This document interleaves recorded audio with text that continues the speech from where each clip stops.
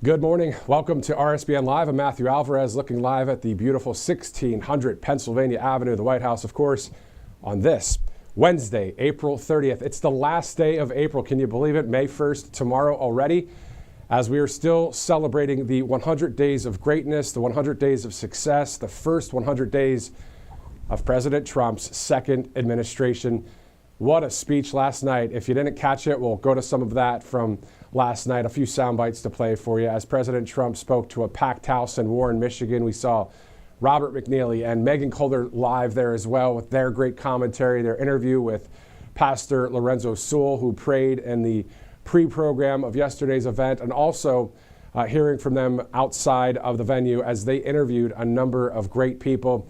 In Michigan, of course, Michigan went to President Trump 3 straight times, technically twice, 2016 and 2017, and then 24-25, but we know what happened in 2020. Anyway, Michigan, of course, big-time Trump country, and it was great to see President Trump there just yesterday.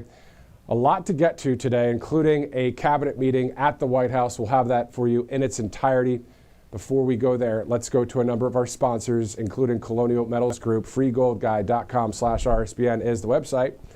You'll get a free gold guide, an info kit right there to your mailbox. And also you can use the QR code if you'd like. So everything when it comes to backing up your gold and silver, you can see that right there with Colonial Metals Group. I actually have a new script from them, but it's more specific about why is China now dumping U.S. bonds, grabbing prime American farmland and rolling out its new digital currency. We all hate doom talk, of course, but it's pretty clear that Communist China is planning a financial Pearl Harbor that could pull the plug on the dollar and devastate your IRA and 401k savings. But of course, President Trump is a genius. He's letting retirement savers like you protect your life savings with gold 100% tax-free. So you get more information by calling 800-234-0089, freegoldguide.com/RSBN. Let's also go to angelpaste.com out of Spring, Texas. Great products there. All you have to do is go to that website, check it out, and you'll see a number of products. And if you use the RSBN promo code, you'll get quite the discount off from the great patriots at angelpaste.com. Another awesome sponsor here at Right Side Broadcasting Network. It's 10:34 a.m. this morning. Thanks again for waking up with us. Those of you on the West Coast, those of you on the East Coast, of course, may have been up for a few hours now, but what a huge day it was yesterday in Warren, Michigan, as we get ready to go to D.C. for this cabinet meeting. Today's going to be quite interesting because we're going to hear more from the actual cabinet leaders. You know, a lot of times that we get this feed, it's going to be the president sitting there with the cabinet leaders and then the reporters asking the president a question. Occasionally, a cabinet leader will chime in. But this time, it sounds like we're going to be hearing more of the actual meeting that's going to happen. So we're going to get a front row seat right here on RSBN Live of what's happening at the White House there in that cabinet room. We'll be bringing that to you as it happens. We're looking at about 25 minutes from now. It's slated for 11 a.m. Sometimes it might start early. It might be a little bit late, but we'll be here for you as we continue to cover America First News. All right, at 3 o'clock, we'll have another live stream as well. You can join us for more live coverage from the White House as the president delivers Investing in America remarks from the Cross Hall in the White House. So that's happening. Again, at 3 o'clock, you can join us for more live coverage from the White House as the president will be speaking at that point. Then tonight at 7 o'clock, we'll air our 100 Days of Success special from the White House. Recently interviewed a few White House officials. We'll bring that to you tonight at 7 o'clock Eastern, 6 Central, right here on Right Side Broadcasting Network. So a lot of coverage just today on Wednesday, April 30th. And then tomorrow, May 1st, the president will be in Tuscaloosa for the University of Alabama commencement speech. So we'll have that coverage as well. So looking forward to today's coverage and tomorrow right here on Right Side Broadcasting Network. Thanks so much for streaming in, those of you that did yesterday on Rumble and on various social platforms to watch our live coverage as we had 2 cameras there. You saw the crowd cam, of course. You saw our main camera. You saw President Trump. You saw the crowd being so loud and intense for the president, because at the end of the day, when somebody fights for you and when somebody stands up for your family, your freedom, your safety, your health, your wealth, and how about your constitutional rights? I mean, some of the back to basics, the common sense.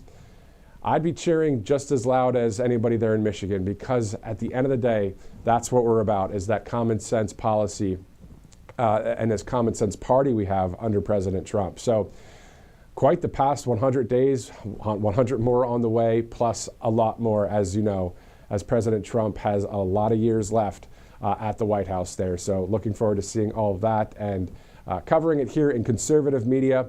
As if you saw yesterday, Terry Moron, whatever his name is, with the ABC, interviewed President Trump at the Oval Office. If you missed any of the clips of that interview on Truth Social, on X, wherever, please go ahead and watch it. President Trump is just not dealing with it anymore when it comes to interviews. If people are asking fake news questions, he's going to call them out right to their face, and he did a few times on that interview yesterday, because this is not about playing footsie anymore with people that are on the other side of the aisle. This is about, this is what we're doing.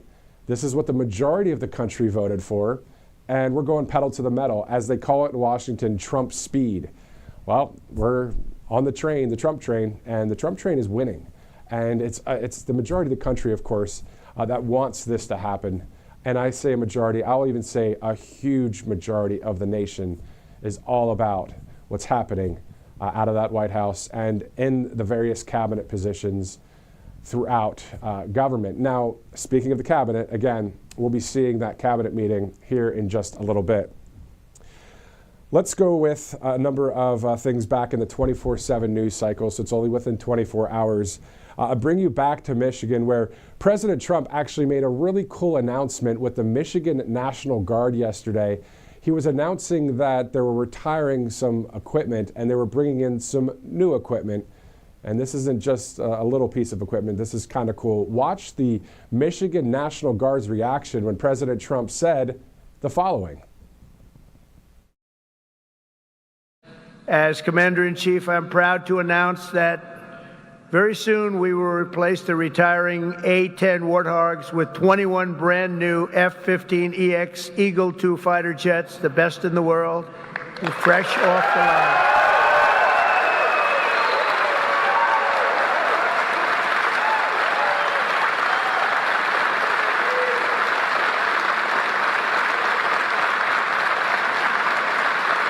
Brand new.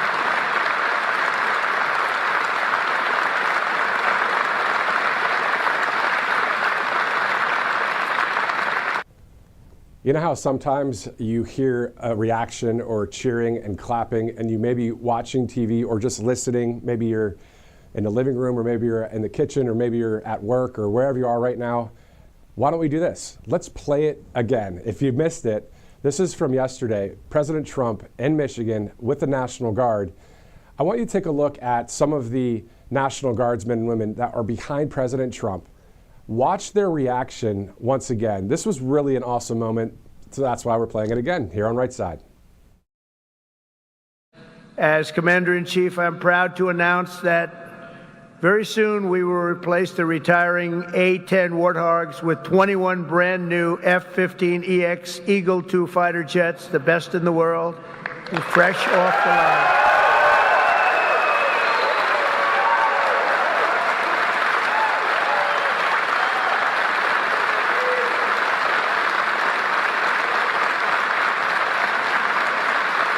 Brand new.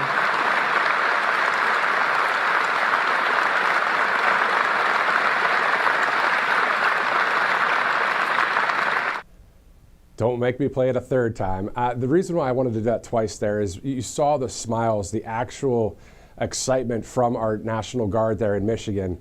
Really, really pumped that there are these new aircraft that will be there for them and throughout the country. So it's making America smile again, whether it's in the military, whether it's whatever industry you're in. We're smiling a little bit easier these days. We have a little bit more of a lighter, maybe a pep in our step, because we know that we have not only President Trump, the leader of the free world, the commander-in-chief, somebody that really is doing this for the American people.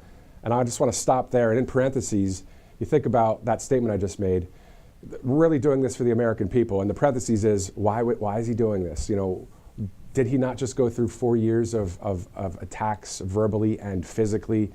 He did it for the real reason. That's what's awesome about this whole thing, that he actually is standing up for the entire country, for freedom and for the Constitution. He didn't have to do it, but not only that, he faced so many things. As you guys know, we know what he faced over the past 4 years, and we don't have to go over all of them right now. But it's awesome to have someone like that in leadership that also hired a bunch of other people that believe in the same thing called America First. Pretty awesome stuff. We're going to hear from the cabinet here in just a bit. Speaking of some people that are at the White House, some officials, tonight at 7 o'clock, we have a special report right here on RSBN Live. A photographer and I traveled to the White House just over the weekend, or actually late last week.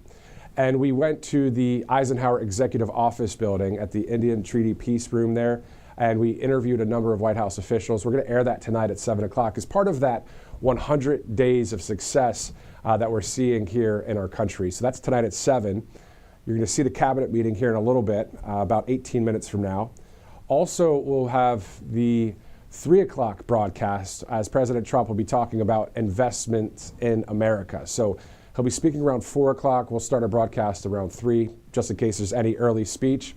But also, let's go to a number of sponsors before we move on with a few more great moments from yesterday's speech there in Warren, Michigan. Let's go to freetrumpbook.com, freetrumpbook.com. You see that website right there on your screen. Mike Huckabee, of course, the U.S. ambassador to Israel, he and his staff writing a number of books. If you go to freetrumpbook.com, you're going to see a number of titles there. So go ahead and check all that out if you'd like. freetrumpbook.com at 10:43 Eastern Time, Wednesday, April 30th. What we're going to do is after these sound bites we're about to play, we'll go to a commercial break and we'll have a few more sponsors for you to share with you, because at the end of the day, without the sponsorships, without these great patriotic companies, and without your donations, it'll be very difficult for us to expand and cover what we're covering today. Definitely the feed to the White House there is not something that is free, but it's great that you're with us watching, and it's awesome to see from the beginning to the end of everything. It's just great because it's not dipping in and out of coverage. It's not pulling away from anything. It's showing the entirety of it. And also with the commentary and analysis. And yesterday you thought about all of the people that were outside the venue in Michigan that Robert McNeely and Megan Kohler were speaking to, and hearing what they are happy about with President Trump. So it's just great to see all of that truth, all of that, the real deal stuff. And I was thinking about Stephen Miller, President Trump, Carolyn Leavitt, and others. And the reason why I think that a lot of people, most of the country, voted for President Trump, there's so many reasons. We don't have to go through all of them. I mean, there's so many reasons why President Trump is better in office than anybody else. But the point is because they tell it like it is. They tell it like it is, and it's common sense. It matches with what we resonate with, the truth and common sense. And that is such a huge part of the victory of President Trump, because he is that outsider guy. And then you have people like Stephen Miller who just, we're going to play a soundbite from Stephen here in a little bit, because yesterday's mini speech that he had a chance to go up on stage was quite awesome. Before we go to any sponsors, let's do this. Let's go to Warren, Michigan once again.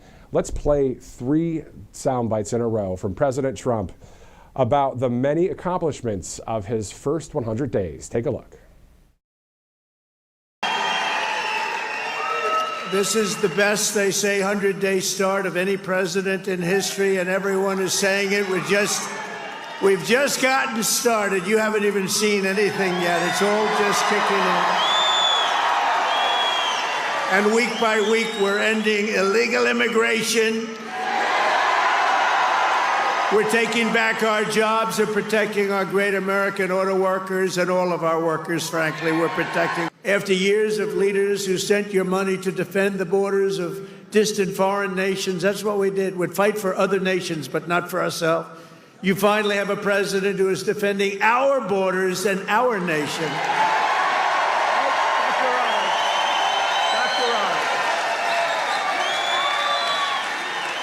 After decades of politicians who destroyed Detroit to build up Beijing, you finally have a champion for workers in the White House. And instead of putting China first, I'm putting Michigan first, and I'm putting America first.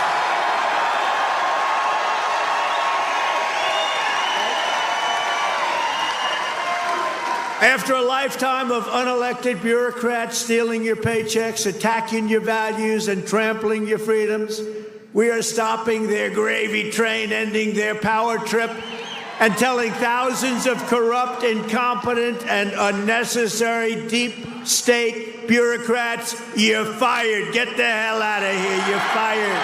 Get out of here.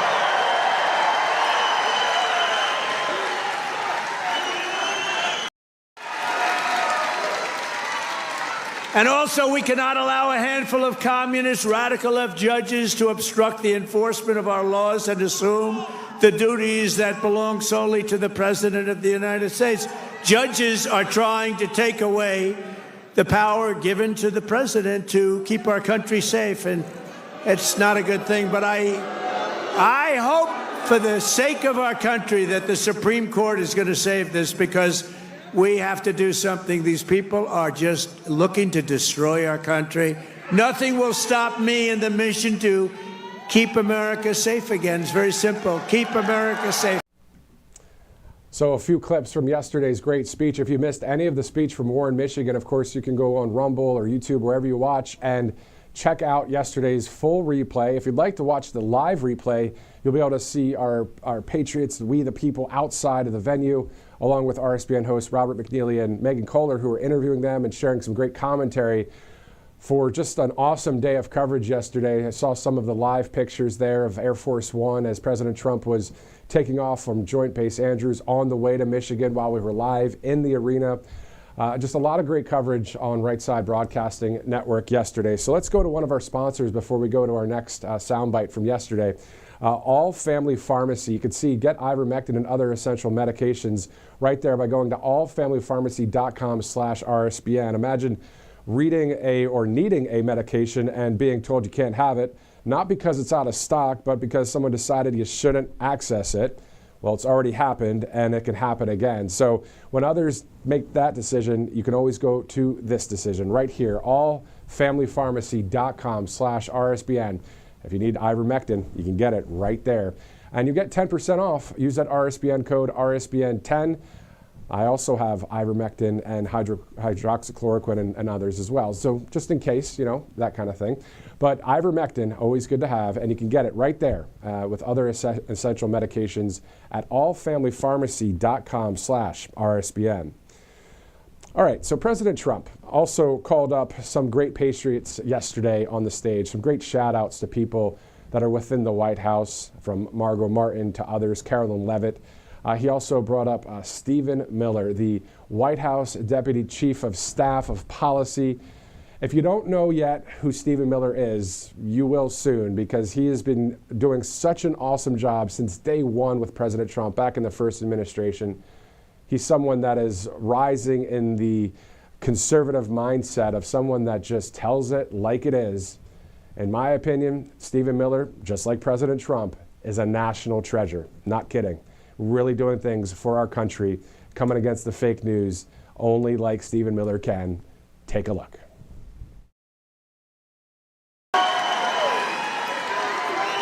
There is nobody smarter or tougher than Stephen Miller. Stephen, say a couple. Who's enjoying 100 golden days of America? President Trump has achieved the most secure border in American history. He's fighting violent crime. He's fighting the drug cartels. He's cutting your taxes. He's cutting wasteful spending. He's draining the swamp. He's standing up to the radical left. He's standing up to the communists, and he's making America stronger than it's ever been. President Trump will never stop fighting for you, your children, and your family, and President Trump will make sure that in this country, not illegal aliens, not criminals, not gangbangers, but American citizens come first, last, and always. Thank you. And thank you, President Trump, for being the greatest president in American history.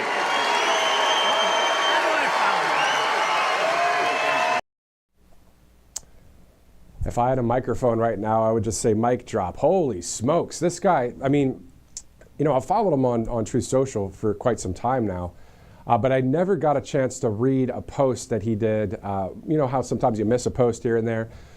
Well, I looked at the one from 100 some odd days ago when President Trump won. I'm going to read it one more time. I read it earlier this week, but I'm going to read it again because it's so on point from Stephen Miller. All right, here we go.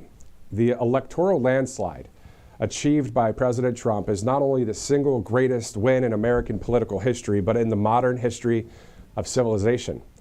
Nothing else even comes close, Stephen says here. This is unparalleled, unmatched, and unrivaled. He defeated the Bush dynasty, the Clinton dynasty, Cheney dynasty, Obama, Biden, and the entire corrupt machine behind Kamala Harris.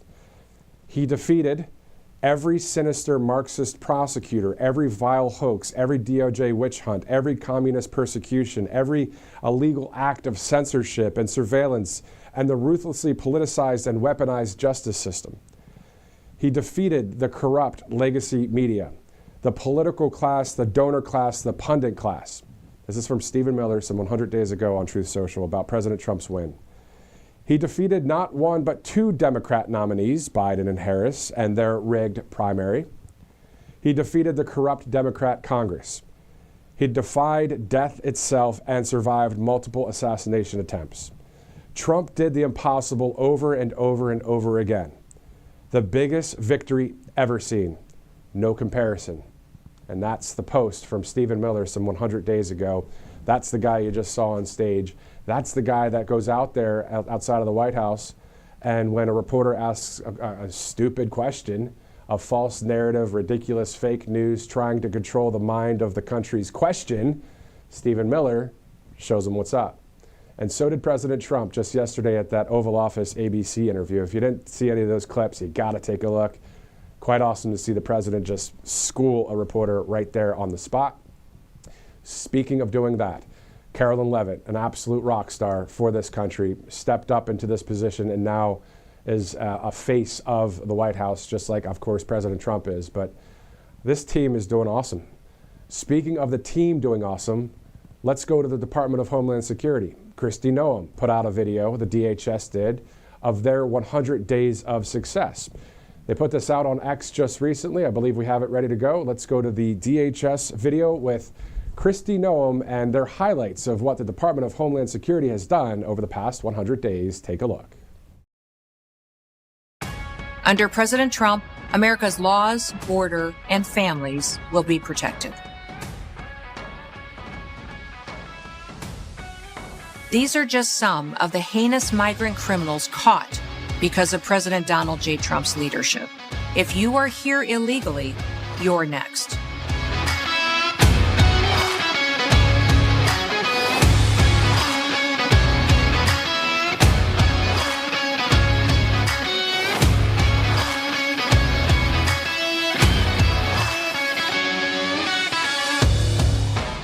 President Trump has a clear message for those that are in our country illegally. Leave now. If you don't, we will find you and we will deport you. You will never return.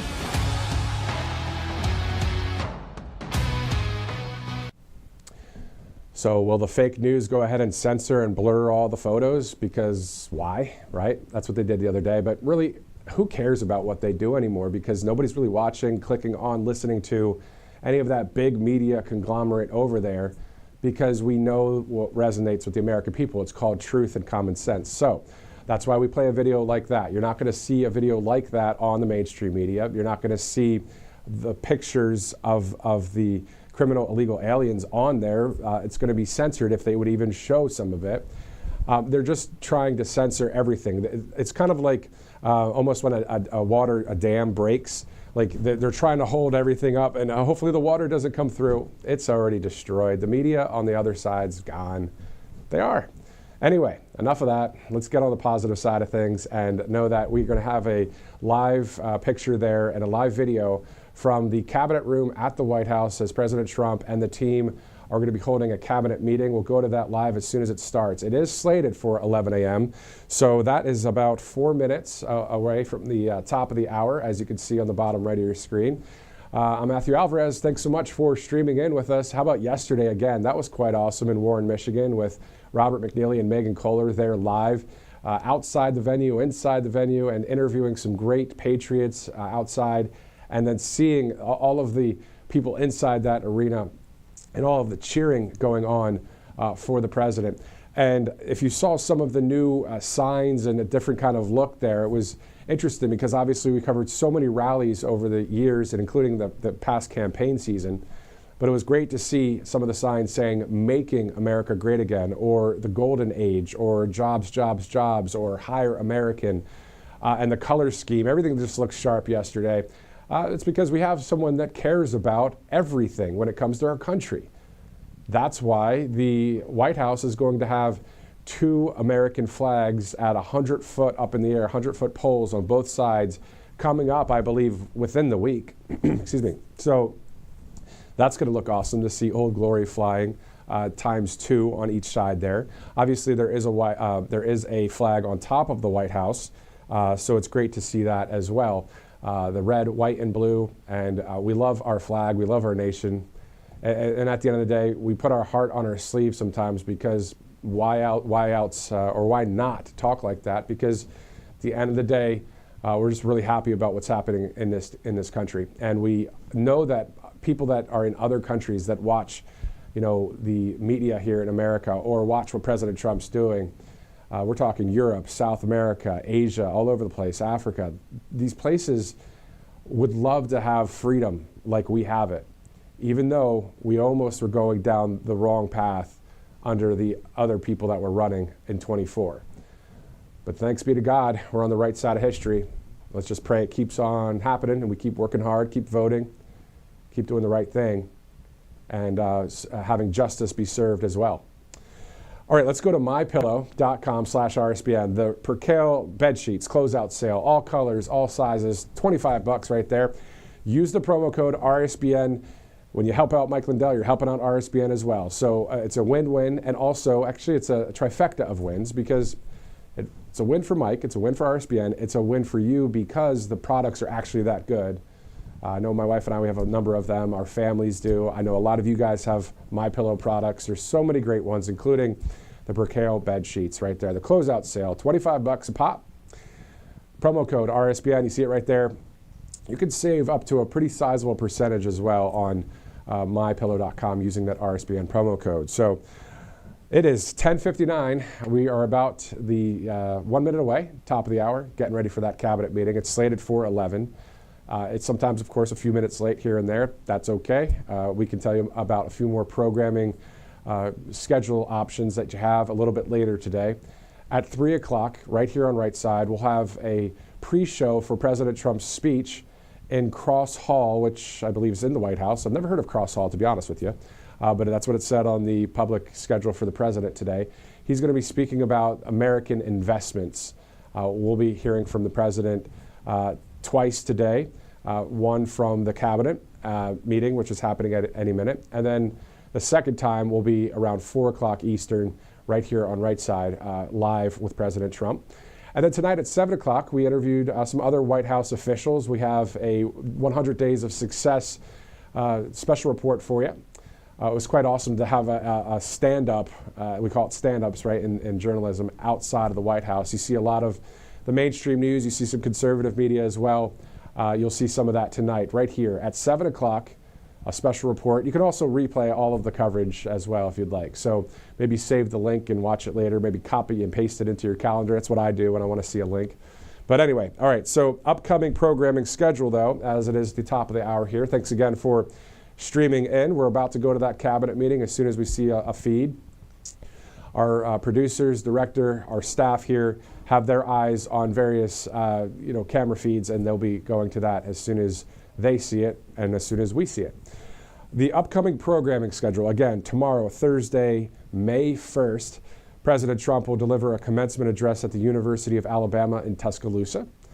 And then looking ahead onto May 13th through the 16th, President Trump will travel to 3 countries in the Middle East: Qatar, Saudi Arabia, and the United Arab Emirates. So the UAE, Qatar, and Saudi Arabia, that's May 13th through the 16th.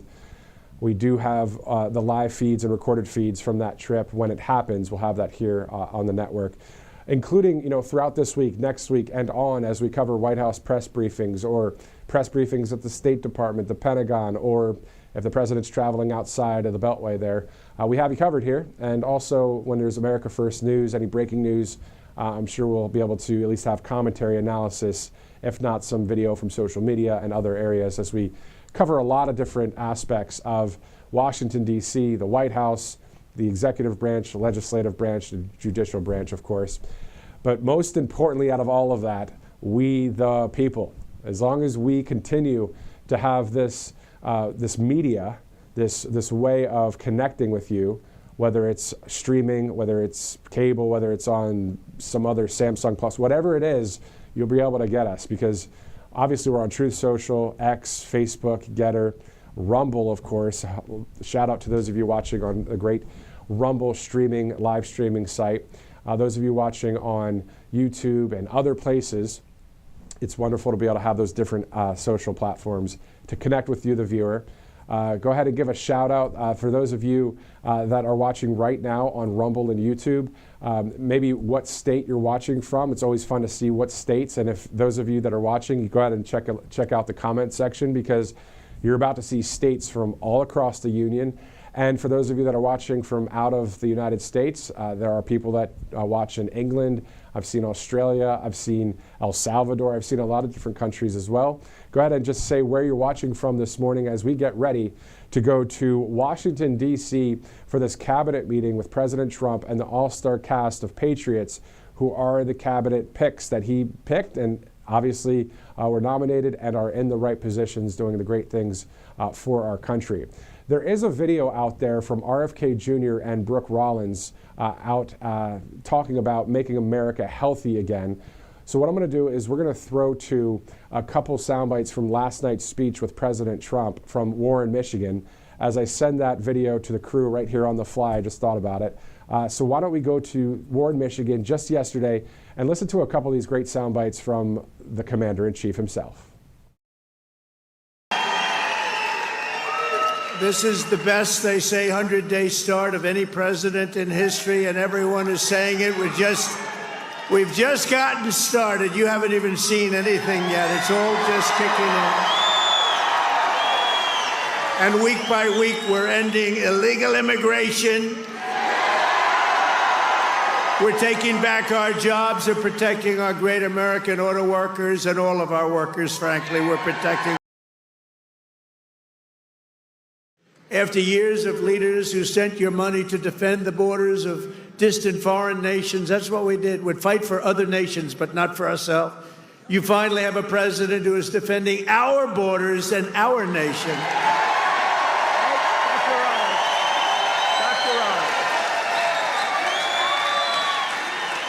After decades of politicians who destroyed Detroit to build up Beijing, you finally have a champion for workers in the White House, and instead of putting China first, I'm putting Michigan first, and I'm putting America first.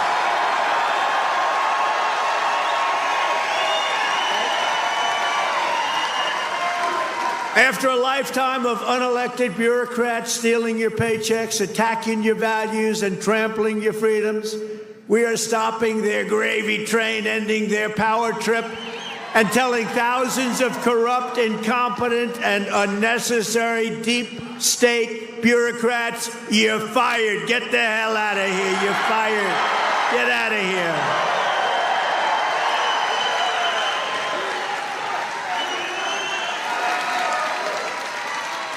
And also, we cannot allow a handful of communist radical left judges to obstruct the enforcement of our laws and assume the duties that belong solely to the President of the United States. Judges are trying to take away the power given to the President to keep our country safe, and it's not a good thing. But I hope, for the sake of our country, that the Supreme Court is going to save this, because we have to do something. These people are just looking to destroy our country. Nothing will stop me in the mission to keep America safe again. It's very simple. Keep America safe. All right, so that was from yesterday, of course, and then we're going to go to Stephen Miller once again. For those of you just joining us, Stephen Miller got called up on stage. We'll go to that soundbite in just a second. We also are getting ready to show you this RFK Jr. Brooke Rollins soundbite from just recently on X, talking about farming, talking about making America healthy again. And we are most likely going to air the Kristi Noem video from the Department of Homeland Security, as we're seeing this cabinet meeting coming up here in any minute. So I just want to keep you informed on what we're seeing out there. I know a lot of you can check it out for yourselves as well, but still at the end of the day, having the live feeds of this cabinet meeting and some of the commentary and videos, we'd love to bring that to you right here on Right Side Broadcasting Network. All right, so let's go to the Stephen Miller soundbite from just yesterday, and then we'll be showing you some new video coming up in just a second. There is nobody smarter or tougher than Stephen Miller. Stephen, say a couple. Who's enjoying 100 golden days of America?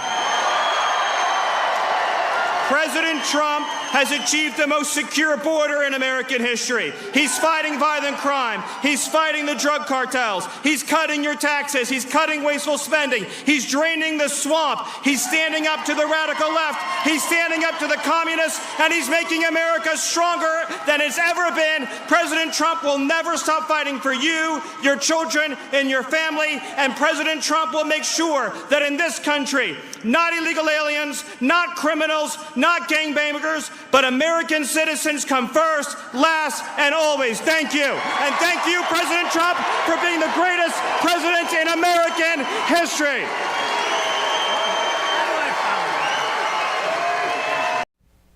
So for those of you just joining us, of course, Stephen Miller on stage there with President Trump just yesterday, as we await, as you see there, President Trump to hold a cabinet meeting. As soon as we get that live feed, we'll take you there to the cabinet room for its entirety.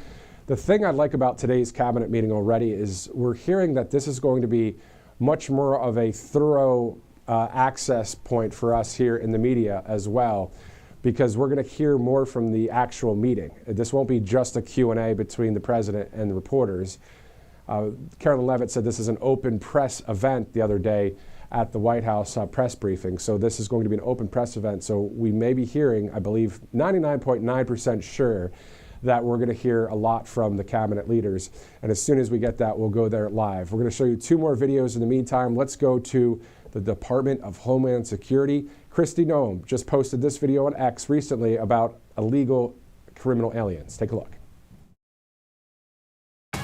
Under President Trump, America's laws, border, and families will be protected. These are just some of the heinous migrant criminals caught because of President Donald J. Trump's leadership. If you are here illegally, you're next.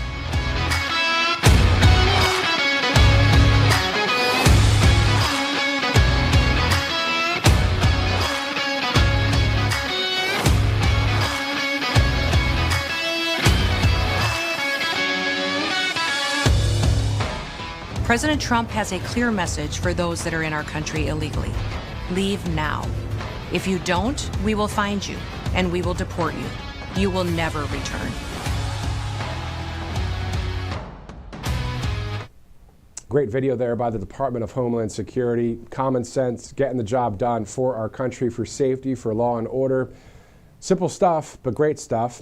Also, speaking of making America better, making America healthy again, RFK Jr., of course, the Secretary of the Health and Human Services Department, and then Brooke Rollins, the Secretary of the United States Agriculture Department. They actually also have a video that they just released. Let's go to that right now. I'm Robert F. Kennedy Jr., your HHS Secretary, and we're here in Hillsborough, Texas, the Swear Farm. And I'm here with my colleague, my partner, my friend, Brooke Rollins, who's the Secretary of Agriculture. We've been working together very, very closely from day one of our appointments, because we recognize if we're going to make America healthy again, we have to have a partner with agriculture in this country. We cannot produce food for our country, high-quality food, making sure that our farms is sustainable.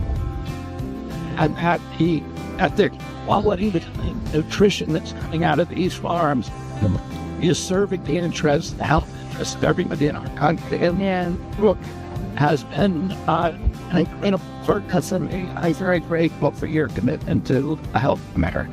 Yeah, Thank you. Thank you, Mr. Secretary. And listen, we have had a great day in Texas. I think our partnership is unprecedented. I don't know that ever before in any administration, Republican or Democrat, that the Health Secretary and the Agriculture Secretary have really gone hand in glove together.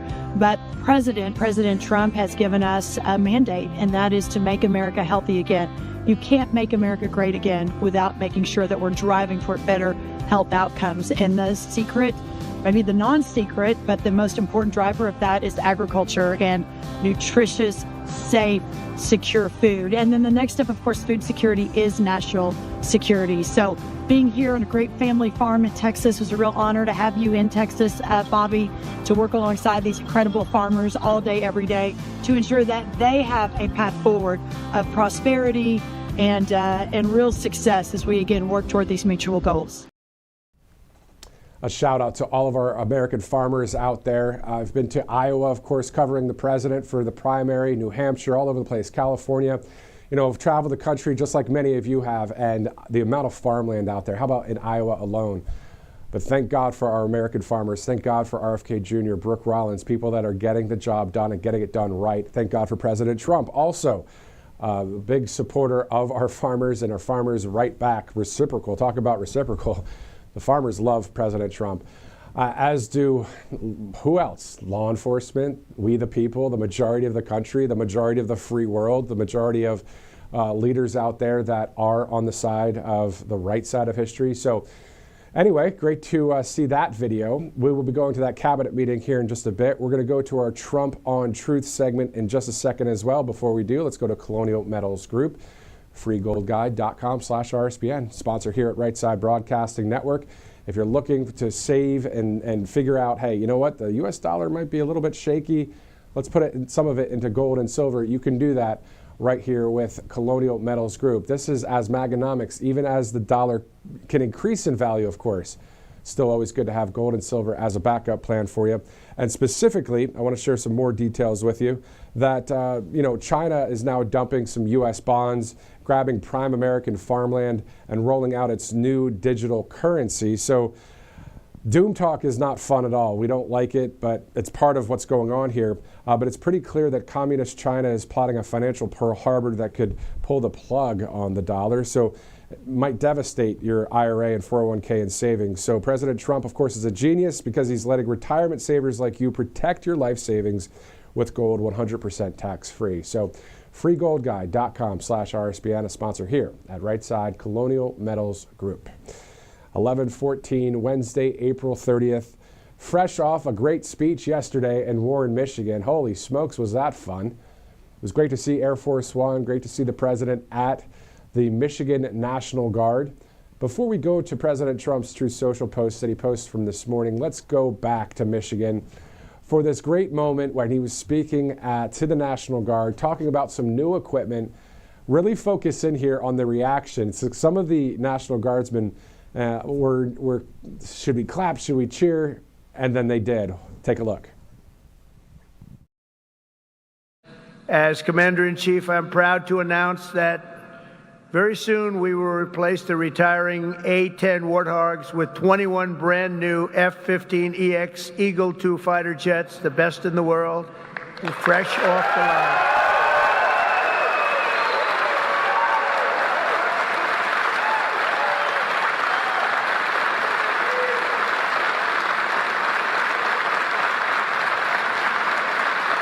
Brand new.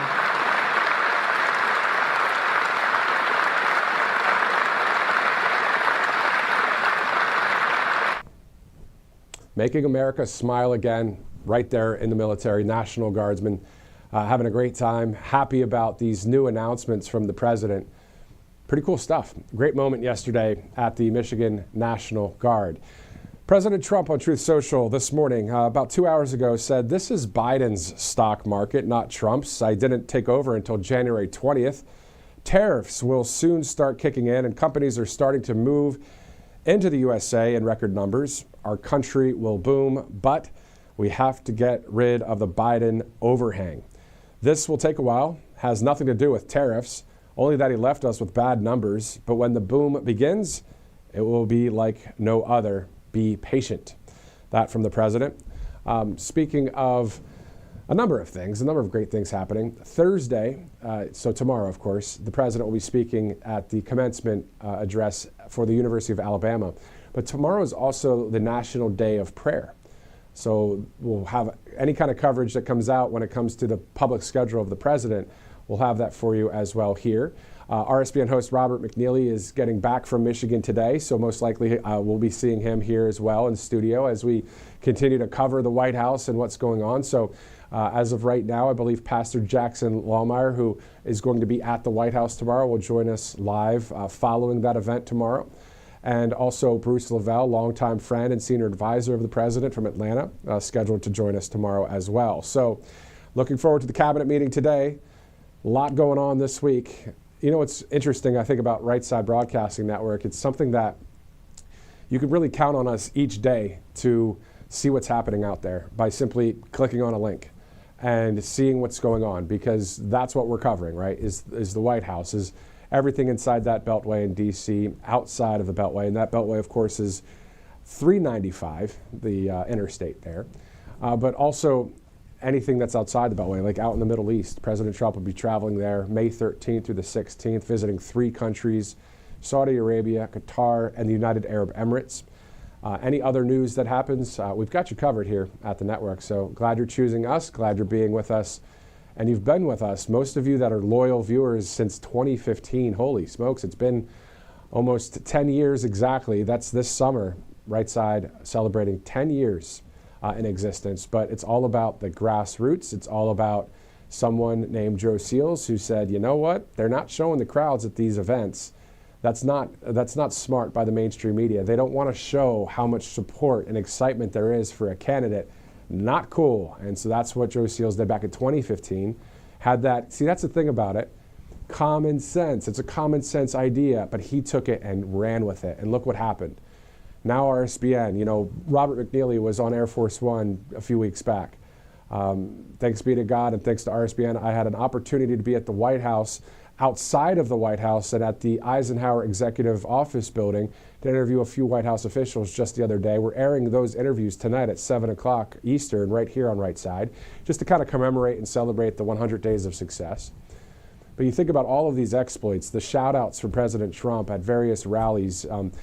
Yesterday, President Trump on Truth Social posting the link to watch the rally on RSBN. All of those things that have happened because of a common sense idea from a conservative Christian, and said, you know what, I want the people to see really what's happening out there. And now you fast forward to about 10 years of coverage. It's a lot of coverage, and it's a lot of great events, remarks, speeches. Some very difficult times, of course, that we covered here over the past year with Butler, Pennsylvania. But we are there for you. And it's also awesome, again, if you remember yesterday, I was talking about the amount of people outside the venue of the Michigan rally yesterday really being about all of us. And I posted a picture on Truth Social at Matthew Alvarez just saying, we the people, with that little American flag emoji that I keep using all the time, but I love it, so I keep using it. But it says, we the people, and the American flag emoji. In the screenshot that I took from our network, you'll see RSBN, you'll see the logo on the bottom, you'll see the live bug on the top left. But what you'll see in that is the podium and the presidential seal. President Trump wasn't on the stage at that point, but it was all of we the people. It was just a huge crowd shot of people holding up signs and getting ready for the president to come out. And that's what this is about. And that's what President Trump, every time he would be on those campaign stages, he would say, when we win the White House. Not losing sight of what the Constitution is all about, not losing sight of Abraham Lincoln's Gettysburg Address, a government of, by, and for the people, for all of us.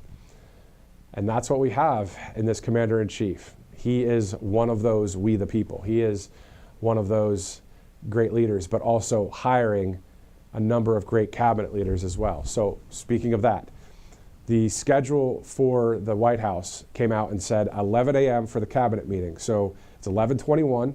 As soon as we see it, we'll take you there live. In the meantime, let's go to one more post from President Trump. It's about CBS. But let me talk about ABC quickly, because we saw that he just did an interview with Terry Moran of ABC in the Oval Office, right in front of the Resolute desk. And President Trump took him to school. If you get a chance to watch any of the clips, go ahead and watch them on Truth, on X, wherever you watch them. And it's comical to see what happened there. But it's also factual, because the president's just not going to take on any more crap. Let's be honest, right? He's just not going to take it anymore, because he has serious things to take care of in this country. We don't have time for fake news, spin narratives that most of the country doesn't even believe in anyway. So quite awesome to see President Trump schooling that reporter just yesterday. At 11:21 right now, Eastern time, getting ready for that cabinet meeting. We're going to go to a sponsor here in just a second.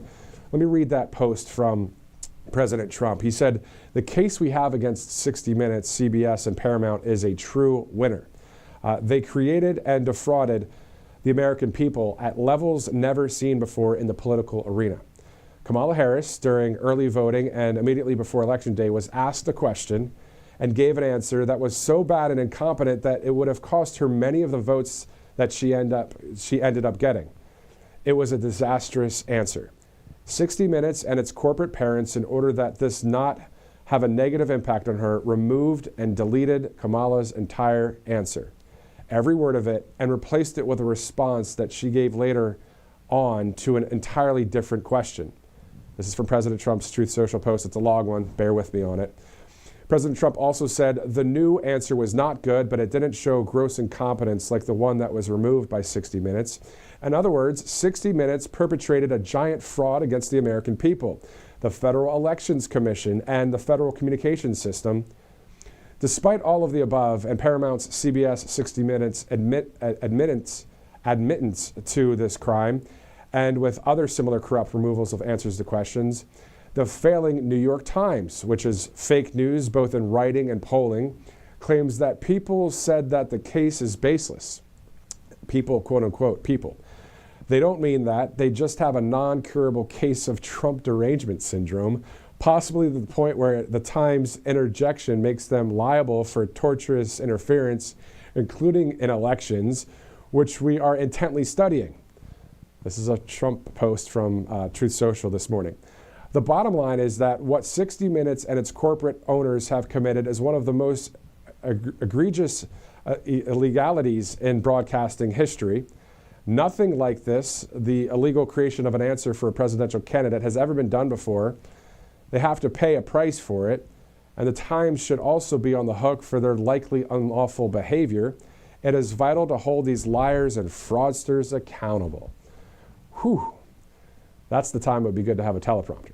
But anyway, I just read it directly. First time I read the entire post from President Trump on that. But still, at the end of the day, we see what's happening on the left wing when it comes to mainstream media. The thing that is interesting to me as we await this cabinet meeting is that there's not a lot of people really watching the left-wing media anymore. And so the mainstream media is acting like they've got this, they have this big megaphone, which they do. But I want to see maybe from A.F. Branco, the great conservative cartoonist. I was thinking about maybe a cartoon of showing President Trump standing there on one side with we the people, the majority of the country, and conservative media. And then on the other side, showing the mainstream media and maybe a trickle of a few people, right? A whole mass of people on the right side of history, and just a few people that are actually watching the mainstream media on the other side. It's kind of what it's like, that divide, but it's unfortunate. We don't want it divided. We want unity. We want common sense to be the way in this country. And that's why President Trump won in that landslide. That's why a lot of Democrats said, oh, maybe I'm going to vote for Trump this time, because I don't want illegal criminal aliens raiding an apartment complex in Aurora, or I don't want these narcotics to continue to cross the southern border, including fentanyl that kills people. I also want my constitutional rights, that kind of stuff. Anyway, it's 11:25, Wednesday, April 30th. Looking forward to seeing this cabinet meeting. Bear with us here, as we know that at 11 a.m. it was scheduled to have it from the president's public schedule. Of course, having a number of cabinet leaders from all parts of Washington gather in one place and get everything organized, get the cameras in there. There's a lot of reasons why things can be delayed, of course, in D.C. But what's not delayed in Washington, D.C. is something called Trump speed. And we've heard it from Carolyn Levitt and others. We're seeing President Trump operate at Trump speed, pedal to the metal. More than 142 executive orders signed in the first 100 days. All executive orders that are right in line with the American people. Awesome to see all of that. All right, let's go to one of our sponsors here at Right Side Broadcasting Network, All Family Pharmacy. If you're looking for a number of products, medications that you can't usually get from someone else, you can get it with allfamilypharmacy.com/RSBN. Ivermectin, other essential medications you can get right there. Use the RSBN 10 promo code for that 10% off. It's awesome that we have a sponsor that's saying, you know what, ivermectin's allowed. Ivermectin, from a number of doctors, said this is the stuff that will knock out something like old school COVID, that kind of thing, but it's still very good stuff. Obviously, you got to check it out with your own personal doctor on how you move forward. But go to allfamilypharmacy.com/RSBN. Check it all out there for you. You'll have to fill out some medical paperwork, that kind of thing, but still, this is the place to go for your essential medications, including ivermectin, right there on Right Side Broadcasting Network. Use the RSBN 10 promo code for that percentage off. About the bottom of the hour here, 11:30, Wednesday, April 30th. Let's take a commercial break, and we'll be right back here on Right Side Broadcasting Network. Welcome to Right Side Broadcasting Network, your trusted conservative news outlet. At RSBN, we deliver the truth when the mainstream media falls short. Since 2015, we've proudly broadcasted every single one of President Trump's iconic MAGA rallies, bringing you the excitement and energy live before anyone else. By watching RSBN, you get an unfiltered front row view of the action on the ground. We interview the crowds to give a voice to millions of Americans just like you. We show you President Trump's speeches in their entirety, free from interruptions and censorship. We cover the stories that matter to you with the integrity and passion you deserve. Thank you for choosing RSBN as your home for America First News. Together, we stand strong, united, and informed. So join us and be part of the right side of history. President Trump is keeping his promises and saving America. And your kids can learn all about it for free with a new Kids Guide to President Trump. This fun guide shows kids all the steps President Trump is taking to put America back on top of the world stage, including building a strong economy, protecting our borders, and negotiating trade deals. It's an exciting way for kids to learn about President Trump's outstanding leadership. Act now and get a free bonus guide, The Courage of the President. Order now at freetrumpbook.com. That's freetrumpbook.com. Hey y'all, it's Silk from the Diamond and Silk Chit Chat Live Show. Look, don't forget to check me out right here on RSBN Network. Be sure to watch the show on Right Side Broadcasting Network, and I want you to support Right Side Broadcasting Network. Yes, it's imperative that you do so, okay? I look to see y'all soon. Bye-bye. Hello, everyone. I'm excited to announce the next generation of energy drinks, Rev 7. It has no sugar and no caffeine. Instead, Rev 7 uses Go BHB. Go BHB is one of the body's primary ketones, and it provides the most efficient and clean fuel that your body needs. It also helps you stay energized all day with no crashes. Not only that, it produces 3 times more brain energy than sugar, which helps boost your memory, focus, and mental sharpness. It also helps reduce stress and helps balance your mood. Rev 7 does all that while being the best tasting energy drink ever. So go to mypillow.com or call the number on your screen. Use your promo code to save 20% today. I'm so sure you're going to love Rev 7. For a limited time, you get our introductory 3-pack absolutely free. I drink Rev 7 every day, and I absolutely love it, and so will you. All right, it's the bottom of the hour here at Right Side Broadcasting Network. All of this brought to you by a number of other sponsors, including freetrumpbook.com. So Mike Huckabee, of course, as you know, the U.S. ambassador to Israel, also former governor of Arkansas, and has a show in Tennessee, has a lot going on, but he and his staff wrote a number of great books, a lot of great titles there for the youth of America. Not only the youth, I think pretty much anybody, really. It's great to have these kind of books, freetrumpbook.com. Go to that website. You'll be able to check out and peruse all of the different titles, all good stuff right there, freetrumpbook.com. All right, so we are still waiting for that cabinet meeting. So as soon as we see a live feed, we'll take you there live to see President Trump and the all-star cast of cabinet members there doing great things for our country, as we have seen time and time again with various posts on X or Truth Social. You really see not only words, but you see actions, right? You see all of these different things happening. And even though DOGE is not specifically a cabinet position, it's still part of this U.S. government. And DOGE, of course, so many great things going on there with revealing all of these terrible payments to all these terrible programs to other countries. That's our hard-earned tax dollars going to other things that we did not ever want them to go to. Also, we'll see what happens with the IRS. At the end of the day, we still have to pay our taxes, of course. But will there be an external revenue service, an ERS? Who knows? It's still talk in Washington. We'll see what happens there. We're covering all sorts of stories here at Right Side Broadcasting Network. Looking forward to the cabinet meeting. Also, there's a photo out there that I took a screenshot of from the Trump store of a pretty cool new hat that they have on the Trump store. As soon as it's ready to go, we'll talk about it. Yesterday, President Trump held the hat as well on the way to his Michigan trip. We'll talk about that in just a second as well, as we get ready to go to Washington, D.C. on this Wednesday, April 30th. Thanks again for joining us. I'm Matthew Alvarez.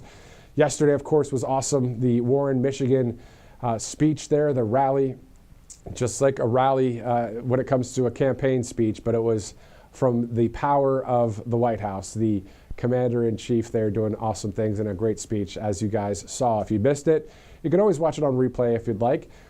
But let's shift gears and go back to this hat. Gulf of America 25. How cool is that hat right there? I saw it on the Trump store. I would like to get that one. But also, President Trump held a Gulf of America hat just yesterday, a red one with white lettering, an American flag on the side as well. He went and showed it to the reporters.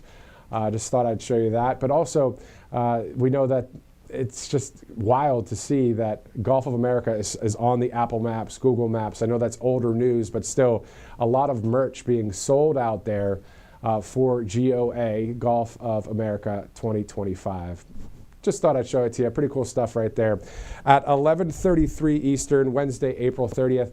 Again, as soon as we see that live picture, we'll take you there to the cabinet room of the White House, as we're going to hear a lot of different details, whether it's the Department of Defense, the Department of Agriculture, Health and Human Services, Department of Education, even though most of it is going to be going all the way to all of us out here in the States outside of the District of Columbia. So we'll be hearing any updates there. Maybe Elon Musk will be in the room. Who knows? We'll see. Also, the Secretary of the Treasury, Scott Bessent, also is every cabinet member you could think of going to be there at this meeting. Senator, or I was going to call him Senator Marco Rubio, Secretary of State Marco Rubio. I'm not specific on everybody's schedule, though. Some may be overseas. You know, we have a lot going on in our country and around the world when it comes to the Russia-Ukraine peace deal. I'm not sure if we still have that photo, but if we do, we could still show it again from the Vatican the other day. President Trump and Vladimir Zelensky speaking together, talking about peace. Hopefully that will come together. We're seeing our government also meet with Putin, or at least discuss different things with the Russian leader to get that war to stop. As you know, President Trump continually says, if I was president, this war would have never happened. And he is also wanting, of course, the war to stop, the killing to stop. So that from the foreign policy there. President Trump also speaking to a number of other leaders throughout the world to hopefully bring peace to various parts of the world. But of course, America first is always on top of mind and the priorities of this president. That picture there, of course, from over the past weekend at the Vatican. And a lot of people just praising President Trump for having that meeting there with Vladimir Zelensky, you know, even though there for the passing of Pope Francis and the funeral, still working on having no one else pass away when it comes to this war. So President Trump doing what he does best when it comes to negotiations. He does a lot of great skills, of course, but one of them is right there on your screen. And I was talking about it last week a little bit about President Trump and, you know, what he deserves when it comes to what the mainstream media would never bring up. Let's go to President Trump right now at the cabinet meeting in Washington. to get legislation passed in order to create a secure border. You didn't. You just had to have the right president and the right people working it. Congratulations, by the way, and to Tom. For 2 months in a row, we have set the all-time records for the lowest number of illegal border crossings ever recorded. The number of illegal border crossers released into the United States is down 99.999%. That is usually 100%. So I think it's an amazing tribute. And Christy, congratulations, and Tom and everybody else. It's an amazing job, actually. And it was done very quickly. We officially designated Tren de Aragua, MS-13, and the Mexican drug cartels as foreign terrorist organizations, and we're expelling these monsters from our country rapidly and working with the Department of Justice. Pam, you're doing fantastic. Your people are amazing. We're having some judge problems that everybody's reading. We're having some judges that don't like, killers, murderers being thrown out of the country, so I don't know what their problem is, but we have little difficulty. We won on the basis of a great border and of getting criminals out of our country. That was why we won every swing state. We won by millions of votes. We won everything. Every metric we won by a lot. It was a massive victory, and we won, I think, largely because of this issue. I put this issue as number one issue, and they don't want us to do what we're supposed to do, and I don't think that can be. I hope the Supreme Court is going to fully understand what's going on. We have to get the criminals out of our country, and that's the basis under which we won the election. Core GDP, and this is, you probably saw some numbers today, and I have to start off by saying that's Biden. That's not Trump, because we came in on January, this is the quarterly numbers, and we came in and I was very against everything that Biden was doing in terms of the economy, destroying our country in so many ways. Not only at the border was more obvious, but we took over his mess in so many different ways. Core GDP, removing distortions from imports, inventories, and government spending, was up plus 3% when you add it. We had numbers that, despite what we were handed, we turned them around, and we were getting them really turned around. Gross domestic investment was a whopping 22%. Now, that is a number that people are coming in at numbers. For instance, I just walked in, I heard Samsung is now, because of the tariffs, they're going to build massive facilities in the United States. If we didn't do the tariffs, they wouldn't be doing that. So it takes a little while to get those facilities built, but they're coming in with big numbers. They're all coming in with big numbers. We have more money being spent than at any time in the history of our country. We're up to close to $8 trillion, I think I can say. And really, it's going to be a lot higher than that. Those are just the ones that we know about. $8 trillion. I'm not going to say, but I'm not sure if Biden did $1 trillion for 4 years, $1 trillion. But we're at $8 trillion for 2 months, because let's give us a pass on the first month. We were sort of getting a little bit used to things, right? But after 2 months, we have $8 trillion. There's never been a number like that. And that includes chip companies, car companies, every form of manufacturing, high-tech companies. Nobody's ever seen anything like it. So $8 trillion. I can talk about gross domestic product, gross domestic investment. I can talk about a lot of things, but to me, the biggest numbers, the kind of numbers that are, and these people are coming in. Our Secretary of Commerce spent the weekend. He went down to Arizona to see what was happening with the biggest chip company in the world. And he said, Howard, you said you've never seen anything like it. You want to just describe what you saw? So they're investing $165 billion in 1,100 acres in Arizona, and they're building the highest tech chip manufacturing, semiconductors, and 4,000 employees. American tradecraft, right? Technicians doing every kind of work. The classic foundation of America is building it. They have 14,000 people. They're expecting 40,000 people to build the rest of their plants and to employ 20,000 people for the rest of the time. This is all driven. You never saw a site like that. And this is all driven by your tariff policies. No chance this be happening without you. It's going to be about 40% of the chip market from that one section, and this is the biggest chip maker. They have 99% of the market. They come from Taiwan, and unlike the CHIP Act, which was done by Biden, where they hand everybody billions of dollars, the thing they don't need is money. They got plenty of money. What they need is an incentive to come in, and the tariffs, they're building because of the tariffs. Without the tariffs, and I like to say they're building because of November 5th, the election, and the tariffs, but I'm going to be a little more blunt. They're building because of the tariffs, and November 5th gave them the tariffs. So it's amazing when you look. And these are not companies that go out and say, well, we're going to build, we have to go get our financing. Let's go. Like we would, in New York, everybody would look, you get a building site, and then you'd look around for money, you'd look around for financing for 6 months, you'd get your financing. You'd build your building, the market would be good, you'd make money, the market would be bad, it wouldn't be so pretty, you'd have to negotiate, blah, blah, blah. This is different. These people have so much money, they don't know what to do. I asked Howard, did they finance it? No, they do it through cash. And they say that site, and they just started, they just announced it like a month ago, and they've already started. He said, I've never seen a site like it, so big. So, you're talking about essentially a $50 billion building. Now, if you build a warehouse for $50 million, that's a big warehouse, Scott.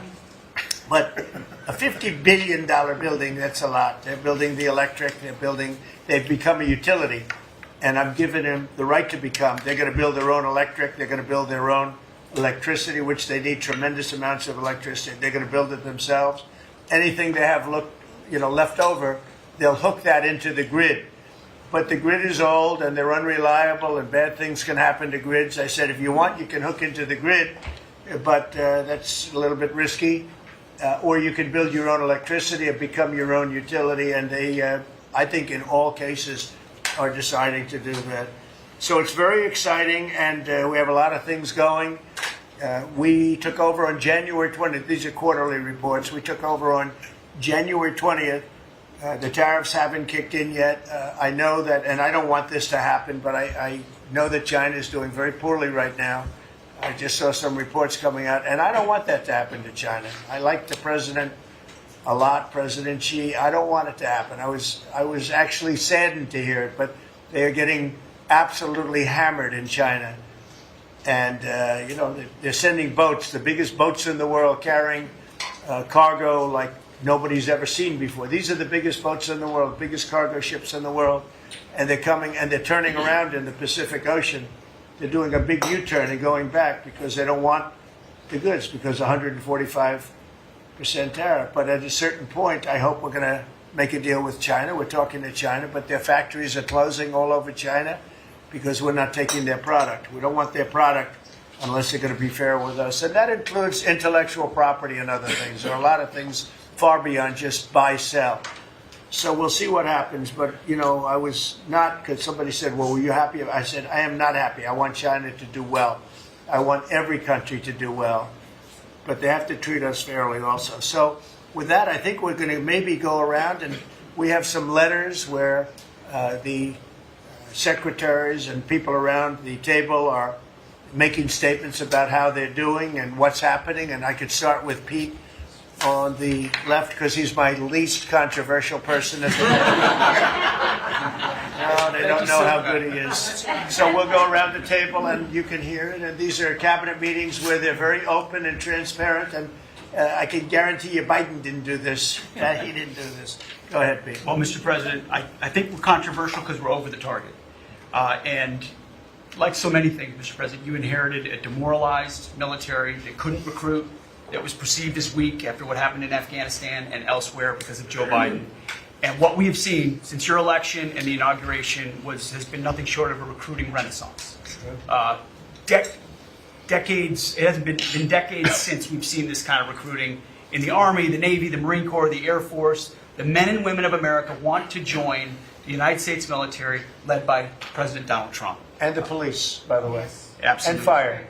I always mention the fire, but the police and fire, likewise they have waiting lists now, and 6 months ago was a disaster. Truly historic. We can barely absorb the volume and retention as well. Men and women in the military who don't want to get out now that they have a real commander-in-chief.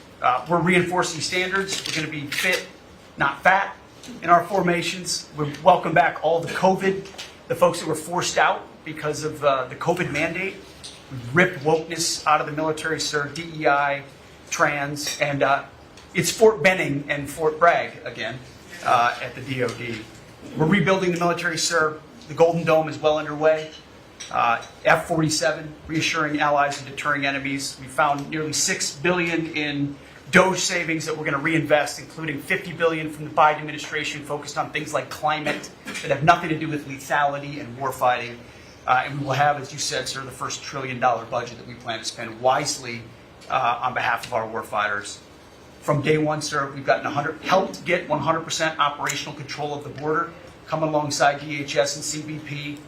We've got 11,000 troops on the border who now, because of the new national defense area, sir, can help detain illegals at the border and hand them over to CBP.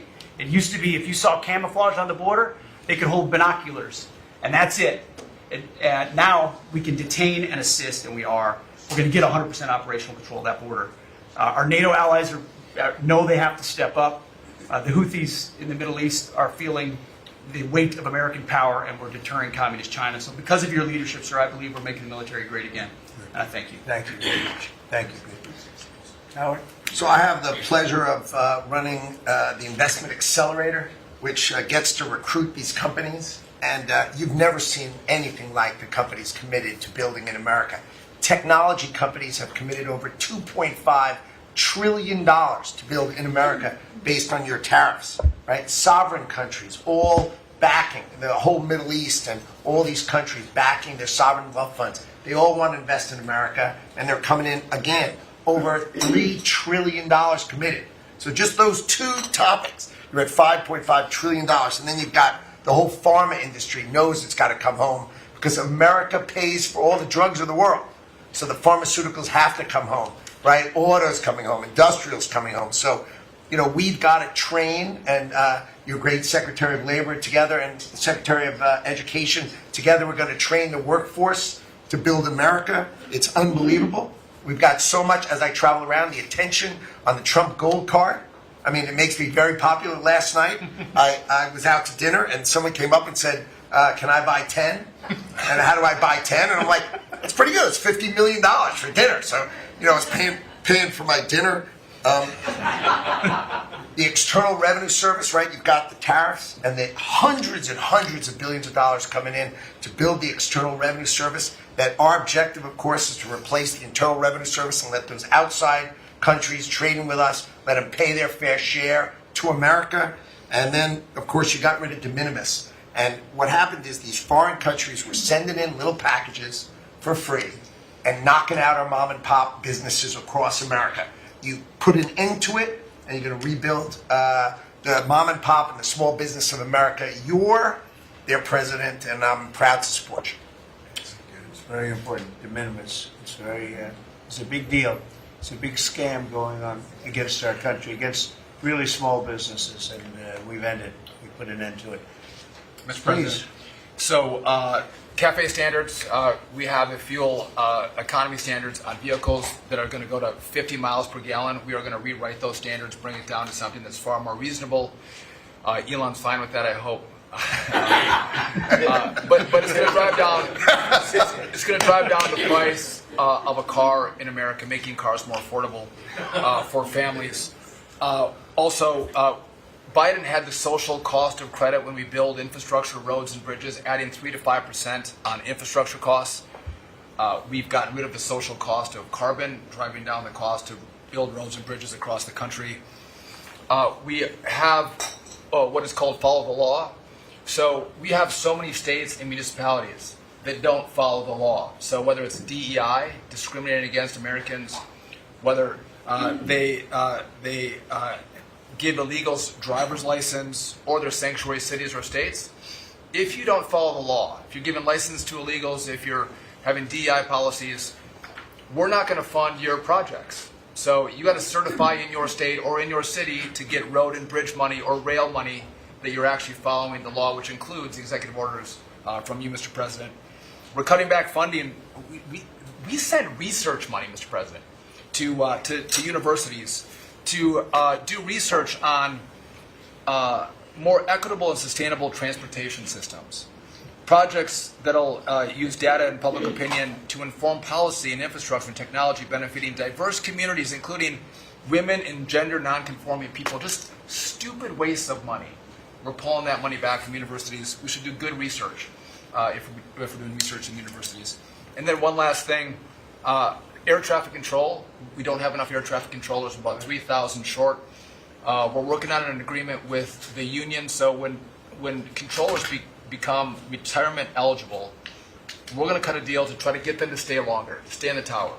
And then we have a plan to put more butts in seats in Oklahoma City so we can get more students through the academy and into towers as well. It's going to take us a while to do that, to train them up, but we're in the process before our 4 years are done. Well before that, we're going to be at full capacity. Joe, do you want to tell them about, I think we have to bring it up, we have very obsolete equipment for air traffic controllers. The equipment, the towers have horrible equipment. It's been renovated for years. The money they spent over the last 4 years, this Buttigieg did a horrible job. They wasted billions and billions of dollars hooking up wire equipment to non-wire equipment to satellite equipment, and a third grade student would know it doesn't work. You can't work. And they wasted tens of billions of dollars. But we want to put a brand new air traffic control system in, and you might want to describe that, please. You and I have talked about this. It's a state-of-the-art system, envy of the world, and it's. I mean, listen, our system is safe, but you would have hoped someone would have seen that there's a problem with fixed-wing aircraft and helicopters coming in at DCA. Someone should have seen that before we lost almost 70 lives. It's our job to look and see that we have an aging infrastructure around air traffic control. And so if we don't build a brand new system, there's going to be failures and people will lose their lives.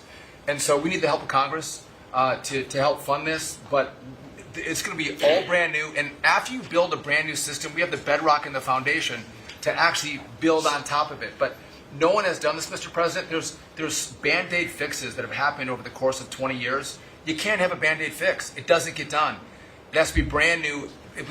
The technology, it looks like it's out of a 1980s movie. Old computers, floppy disks.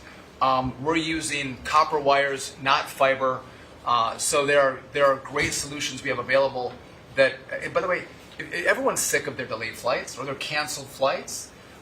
We have more capacity in the airspace, and if we build this brand new system, what you'll have is more efficiency in the airspace, and it will be safer. So the economy will be stronger. We can have more flights and less delays. So I appreciate your support on that, Mr. President. Rebuilding that is very important. You wouldn't have had the helicopter crashing into the plane at 400 feet up when it's supposed to be 200 feet. Right. That would have bells and whistles would have been gone over, and you would have heard the screaming equipment saying, "There's a problem coming up in 15 seconds. You got to do something about it right now."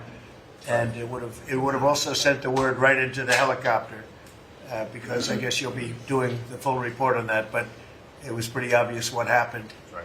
And there was supposed to be at 200 feet. There were 400 feet, and a terrible thing. And that wouldn't have happened if we had the right equipment. If we had the right equipment, you would have heard bells and whistles going off, and it would have alerted them long before that would have happened. 2 minutes before, they would have had a lot of time.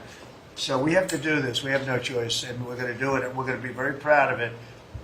They did old equipment in new equipment, and you can't hook in old equipment to new equipment because it's different. Some is satellite and some is ground.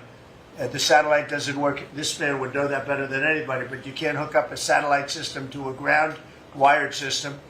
And if you do, you're wasting a lot of money. They spent billions. This is Buttigieg. They spent billions and billions of dollars trying to patch a system together. They had hundreds of different contractors, and the contractors were all fighting with each other. We're going to have one great big contractor, like the Great Big Beautiful Bill, which is going along very well. I guess I like Great Big Beautiful, but we're going to have one Great Big Beautiful contractor, whether it's maybe Raytheon, maybe IBM, maybe it could be any one of 4 or 5 different groups, but you put one in charge. They're very big, very powerful monetarily, and they give you a guarantee, and they hook up everything. They do every single thing. So they're responsible for the digging of the ditches and the fiber and every single element. And it's one system that's hooked in. It's not all these hodgepodge systems that don't work together, and it's just a shame. It's basic construction, but it's complex stuff, and there are a few companies that do it unbelievably well, and we're going to have that. So, good job, Sean. I know that's your big project. And Mr. President, no one has done it because it is complex. It's hard to do because as you're building a brand new system, you have planes taking off and landing. And so because it's complex, no one has done it, and you've given the directive and the support to make this happen. So thank you. Ours is going to be an all new system. It's going to all hook up. It's going to be the same. The same tower is going to have the same equipment, and all towers all over the country, all over the world, actually, mostly, are going to be hooked in together. And when there's a problem, when planes are too close, you will hear a sound that's very ear-shattering. And I've heard it, and it's amazing. I mean, honestly, it's amazing. It's real genius stuff, and we didn't do that. What we did was just waste money. You could have just thrown it right out the window. What they did in this last 4 years was disgraceful. Whether it was the border or this, you can name 100 different things. The worst administration ever. Okay. Thank you, Mr. President. Thank you. And Mr. President. Secretary? Yeah, Mr. President, thank you. And I think one of the things that I want people to understand about the VA is we're part of the national security interests you have, and you've laid the groundwork for that with leadership and making sure that with the Secretary of Defense and myself, we take care of veterans on two ends, one when they come in and one when they served and have earned the benefits that we have. And one of the things is if we're not doing our job on our end, then the recruitment and all goes down on the other end because we have a full spectrum. That's what leadership is about. What we found, and speaking the last 4 years, is we found an administration that wanted to throw money and people at problems, but they didn't want to put leadership in. They just put money and people at it, and we saw wait times stay the same. We saw issues of suicide rates, death by suicide, not change. We saw a homelessness issue barely go down. We saw disability claims skyrocket when you took place over 250,000 back dislodge, which are already bringing down almost 40,000 so far just in the last couple of months. But we've also put back what you, and I was in Congress when this happened, and I was glad to see it. The Mission Act is back front and center at the VA. We're actually doing community care. We're actually giving the veteran the choice that they've earned and they've deserved, whether they can get their VA care inside our facilities or in the community. It's their choice. It's VA care. We're going to give them the highest quality care wherever they want to go. Also, we're expanding out options for treatments and others for those that are new. We're experimenting and looking at new counseling ideas, all new drug techniques that we can help with PTSD, TBI, the things that are affecting our veterans right now. But also, we've taken the leadership to take people and bring them back into work where they're actually communicating. They're back in our offices. We've put thousands of people back in. We're processing more claims daily than we were in the last little bit, hit 1 million before has ever happened, and we're actually bringing it down. And I've actually taken our deputy secretary, and he is actually having a strike force now to bring down that disability claim, plus our regular work that we're having done. We've also taken almost $300+ million and taken it out of contracts that we've all heard about so far. We were doing contracts for meeting notes and PowerPoints. And if our folks didn't know how to do meeting notes and PowerPoint, go online and learn yourself. We're not going to pay for it anymore.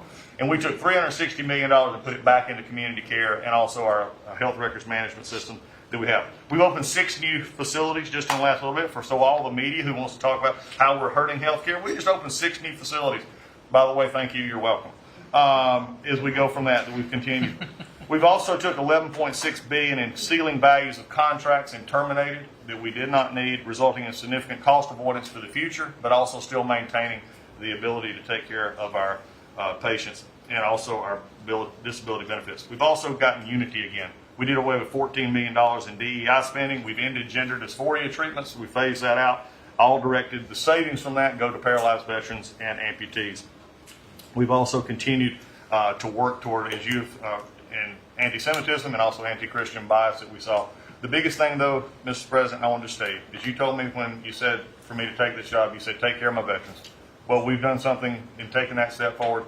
The veteran is back first at the VA. The VA is not about itself anymore. We're not a self-feeding animal. It's about a service organization that takes care of one of the best that we have, and that's our veterans. And that one, Mr. President, we're just getting started.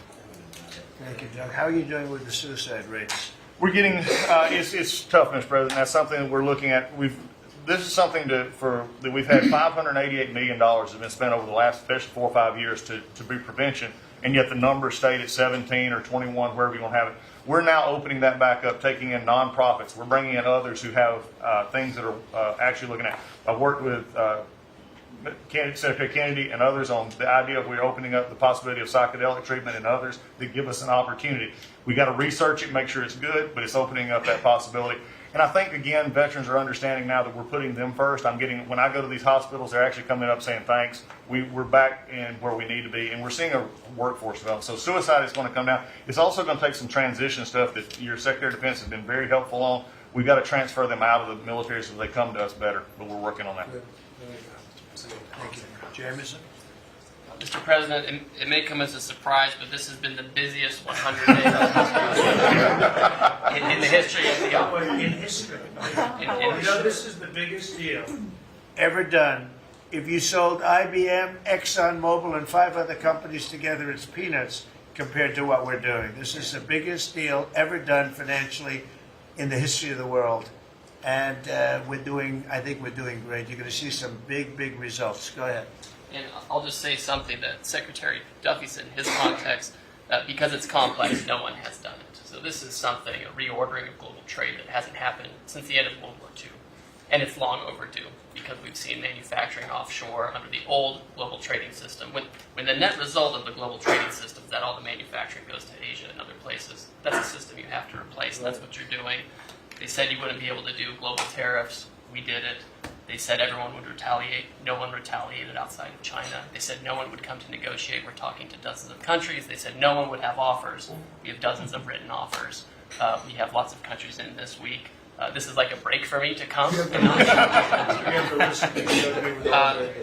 all the countries that want to negotiate. They all want to negotiate. They want to make a deal. Don't zoom in on this. This is like a tracker, right? We have all these columns of which countries have come in, when we started negotiations, who gave us an offer, are we in technical talks, and when do we expect to have deals done? Those are some weeks out, but we're working very quickly on this. Thanks to you. Thank you, James. You're going to have a lot of fun for the next 3 weeks. Michael, do you have anything? Mr. President, the last 4 years, the world experienced a total lack of zero leadership under Biden, and then we've had 100 days of your leadership with respect, with strength, starting with there'll be all hell to pay if you don't let our people go. Dozens, over 40 Americans have come home under your leadership. Far more terrorists are no longer threatening the homeland under your leadership, pulling all of these agencies together, including the evil individual responsible for the Abbey Gate bombing, and to sit with the 13 Gold Star families, and you showing that follow-up and that justice has been incredible. But pulling this great team together, Mr. President, everything from revitalizing shipyards to cyber to space, that takes this entire team working together. It's an honor to serve you in this administration, and I think the world is far better, far safer for it. Thank you very much. The Abbey Gate is really important. This was a horrible thing that destroyed the image, frankly, of the Biden administration. What happened there was a disgrace. It should have never happened, and Pam is working very much on prosecuting that person. We have the person, and he'll do well. I have no doubt about it. Thank you very much, Michael. So the CIA, I don't know, Ratcliffe, I don't know if he's going to say anything. He's probably the one person here that's not allowed to talk about the great job he's done, but go ahead anyway. Mr. President, as you know, at your direction, the CIA has deployed our unique covert action authorities in various places and continents to successfully advance your national security and foreign policy priorities, to advance peace, to end wars, to take terrorists off the battlefield, and to keep illicit drugs from coming into this country and harming Americans. Unfortunately, as much as I would love to detail your accomplishments in that regard, we can't do so in front of this crowd. But you and I both know, Mr. President, that you have had a profound positive impact on America's national security posture, and Americans are safer because of your leadership.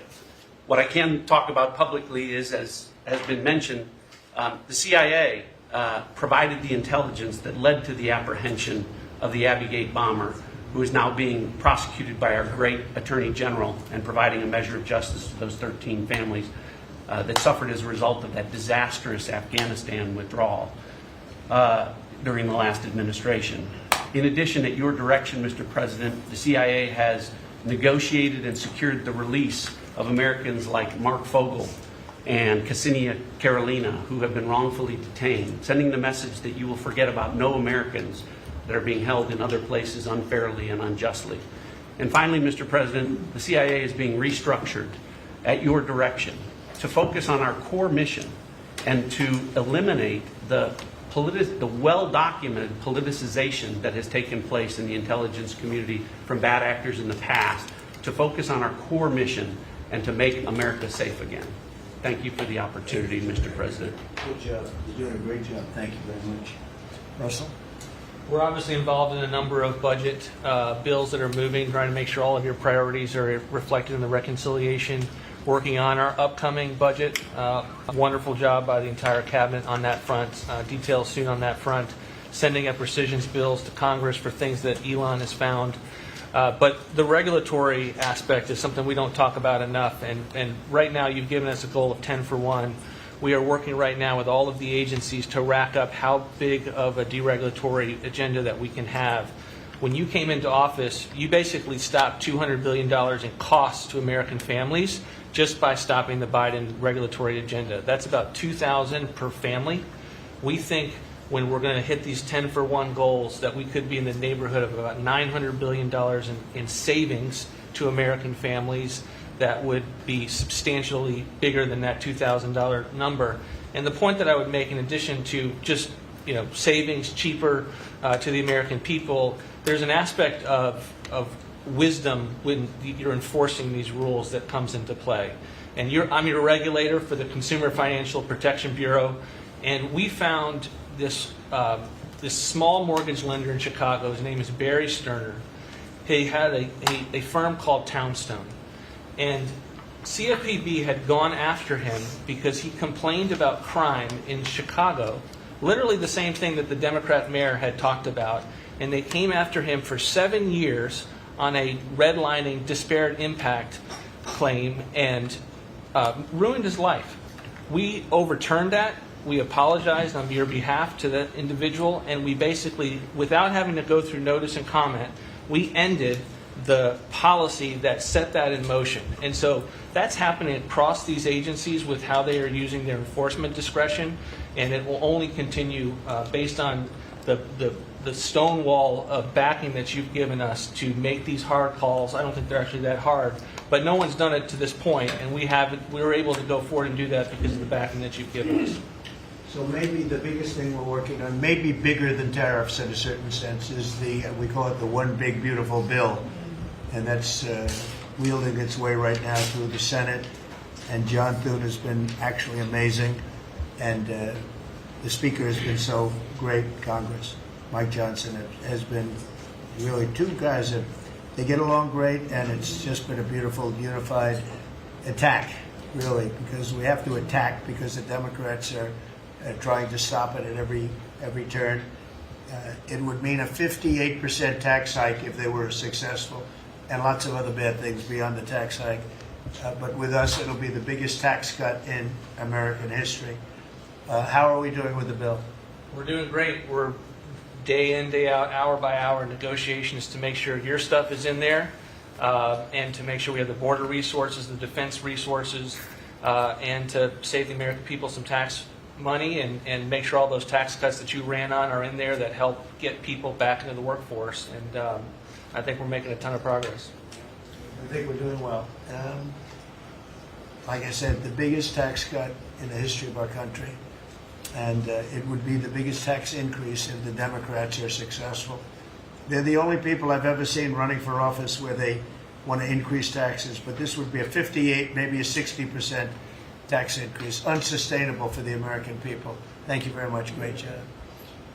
Susie, the most powerful woman in the world. I agree with that. I agree. I'll be brief so you can hear from these amazing people. Congratulations to everyone on 100 days. That's been it's unparalleled in my memory and best I can tell ever. But it hasn't been busy for busy's sake.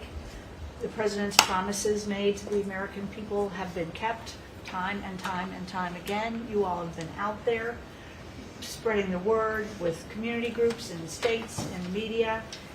It hasn't gone unnoticed, and let's work hard to the next 100 and have equally as much success then. Thank you. And you've done a great job, Susan.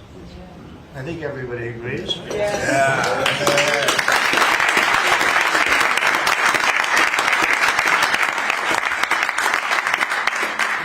If you have anybody that disagrees, please. In front of the media. Please raise your hand if you have the courage to do so. Anyway, go ahead. Yes, sir, Mr. President. Thank you. And you made it very clear that you wanted to put America first. And also from day one, you wanted to make housing affordable again, because we do have a housing affordability crisis in our country. And so at HUD, we've been cutting all the red tape and bureaucracy as it pertains to housing affordability and unleashing creativity of our builders and developers around our country and restoring local control. We took down the affirmatively furthering fair housing rule, as you know, which was a zoning tax from Washington. So no longer will Washington be picking winners and losers, but localities and elected officials in different states and cities will have that flexibility. Also, you alluded to securing the border, and such a great job has been done with all of our partners at the table. And at HUD, we want to make sure that the resources that we have now, which is American taxpayer dollars, in the Biden administration, they prioritize illegal aliens over the American people. And so we signed an MOU with Secretary Noem at DHS to make sure that HUD-funded housing only goes to American citizens, and no longer will it go to illegal aliens coming across our border. We have about 9 million people living in subsidized housing in our country. 59% of illegal alien families use some sort of welfare program, costing us $42 billion a year. And so we have prioritized American and American people only to live in HUD-funded housing. And also to make housing affordable, we also signed a partnership with Secretary Burgum at DOI to use underutilized federal lands, as you campaigned on and promised, to identify those lands to build affordable housing in our country so that people can realize the American dream. We also restored biological truth, as you did in sports. We have the equal access rule at HUD, which we took that rule down to ensure that at women shelters, that those that enter those shelters would be of the same sex, and that we would protect the ladies of our country. No longer will those that identify as women but are not women be able to enter our shelter, so that we can protect the ladies that we serve. Along with our DOGE task force, we identified over $2 billion in savings. At HUD, $260 million at HUD were just in contracts, $4 million were DEI. And so we took those contracts down and de-obligated and sent back $1.9 billion back to the Treasury for the American people. Again, we want to be good stewards over the American taxpayer dollars. And so, Mr. President, thank you for your leadership in this. And we have a tremendous team at HUD, and I'm so grateful to be part of this team around this table to take care of the American people. And I consider it a great honor and humble to do so. Good job. Yes, sir. Thanks. Yes, sir. Appreciate it. Look. Well, I'm not sure if anyone's heard, but the price of eggs is down. I know it's news. Listen, sir, today on as we celebrate the 100th day, I think that it's just such a joy and an honor to continue to do this work. So thank you for that. We have been obviously very focused on the cost of groceries, specifically eggs led the way, as you have so eloquently discussed over the last few months, and we're holding tight on a very significant decrease, which is great. And investing where we need to there.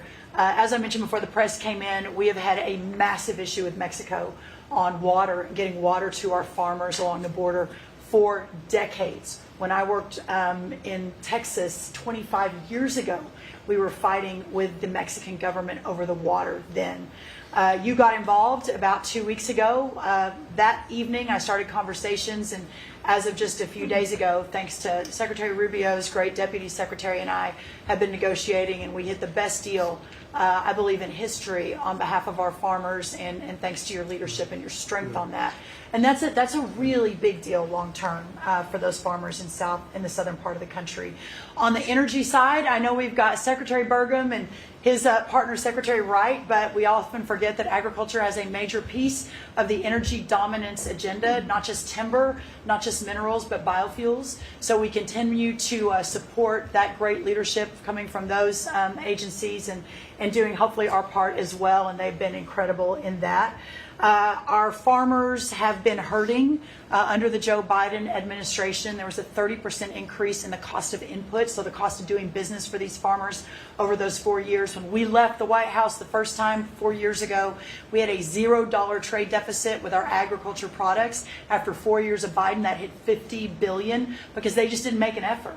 And so obviously that's $50 billion less dollars at a time of very thin profitability for our agriculture community. So the Congress passed because the last administration didn't get a farm bill done either, the farmers were hurting there. So Congress stepped in. I say all that and basically said $10 billion to move out.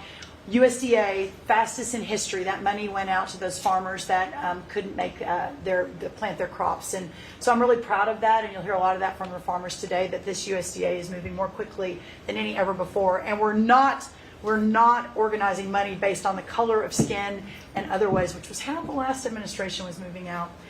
We have canceled $6 billion in contracts thanks to our great friend Elon Musk and his Doge team. A lot of those were DEI, gender, studying transgender mice. Who knew? The racism in pest management. We've canceled all of it. We're going through a major restructuring. USDA is one of the biggest agencies. It's sort of a catch-all. And we're really downsizing and aligning around putting farmers first, which is really important. A big part of USDA, though, is food stamps. It is perhaps one of the largest, if not the largest, welfare program, and it's a supplemental nutrition program. Secretary Kennedy and I have been working very closely. We were in Texas yesterday talking about nutrition and agriculture. You can't make America healthy again without your farmers and your ranchers as your partner. So ensuring that our food stamp program and those at the bottom end of the socioeconomic ladder really have access to nutritious foods as we're facing an obesity crisis and a chronic disease crisis, which I'm sure Secretary Kennedy will touch on. And the final thing I'll say is this morning, Secretary Noem and I, together, and I brought a picture because I think this is important and it goes to why we're here. This is a South Dakota ranching family named the Mods. They are a fifth generation ranching family. Charles Mod, in his 30s, bought the ranch from his granddad, I'm going to show the press, when he was 17 years old. Those beautiful children, Lyle and Kennedy, his wife Heather. Under the Biden administration, they had, of their several hundred-acre operation, they used about 20 acres and had a fence that had been there since 1910 when their family took over the ranching operation. There had never been really any problem that had been brought to their attention. Perhaps there was a minor dispute over, again, 20 acres. This family was indicted, prosecuted, threatened with jail time, told to find guardians for their children over a fence line dispute that the Biden DOJ pushed forward. So this morning, on the steps of the U.S. Department of Agriculture with Secretary Noem, who was their governor, as the governor of South Dakota, which is where these great people are from, all criminal charges were dropped, and really appreciate the Department of Justice. It was a really big day as we sent the signal that the over-criminalization and using government, and you know this better than anyone because you were in the crosshairs for so long, that those days are over and the regulation through prosecution is no more. And so this family is one of many that we'll now be talking to ensure that never happens again. Thank you. Thank you. Thank you. Please, Scott. Sir, it's been a momentous 100 days with you at the helm, and I view this 100 days as setting the table for peace deals, trade deals, tax deals. So the next 100 days will be harvesting. You've created negotiating leverage and leadership that are going to yield remarkable results. Energy costs have plummeted. Mortgage rates are down, food costs are moving lower, and American families are finding their financial footing again. I had a group in today. America, under your leadership, is on the verge of becoming an AI superpower, that our economy had become barbelled. We had high tech and finance on one side, natural resources led by energy, which the previous administration tried to kill, on the other, and you're filling in between with precision manufacturing that we're going to be bringing back through good trade policies, good tax policies. Under the Doge at Treasury and the IRS, cost, tech support, and efficiency have increased. We have the IRS revenues are up, and thanks to the young man sent over by Doge, the IT update that began in 1990, which was begun before he was born, is going to be finished during your term. So trade, you couldn't make it up, trade, taxes, and deregulation, the one big beautiful bill under your leadership. Speaker Johnson and Leader Thune have done a great job, but they have you as a closer on many of their members. And I'll just close by saying economic security is national security. National security is economic security, and it's never been better. We're rebuilding it. And as I said last week at the IMF and World Bank conferences, America first does not mean America alone. Under President Trump, it means leadership. Man. Well said. Thank you. Are you busy enough? He's doing a great job. Thank you very much. Mr. President, thank you, and thanks to the cabinet. So, at the risk of insulting everybody else at the table, I believe that I'm the youngest member sitting at the table. And, it occurred to me that from the time that I was born to the time that Donald J. Trump was inaugurated just a few months ago, we went from, again, 40 years, we went from the world's manufacturing superpower to one in which we depend on the People's Republic of China to make the things that we need. We went from the proudest military in the world to one in which we failed to meet our recruiting goals. And we went from one in which bipartisan border policy was the consensus of both Democrats and Republicans to one in which we allowed 20 million people to run roughshod illegally over the countryside, causing crime, causing a stress on the welfare system. And again, that happened over the lifetime of the youngest member of the cabinet.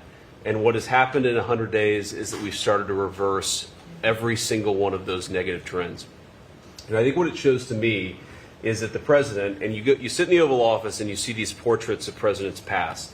And let's be honest, most of them have been placeholders. They've been people who have allowed their staff to sign executive orders with an auto pen instead of men of action. And the reason the media attacks this administration as chaotic is because the president is solving the problems the American people set about to solve.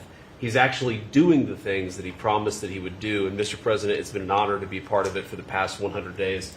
And let me just make one other observation, because it's interesting. I've seen the data, I've monitored it, I've looked at it, but the most underreported fact of the first 100 days is that we came in with a massive recruitment shortfall.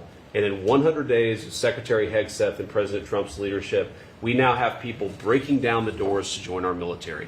To the media assembled here, it's a really interesting question.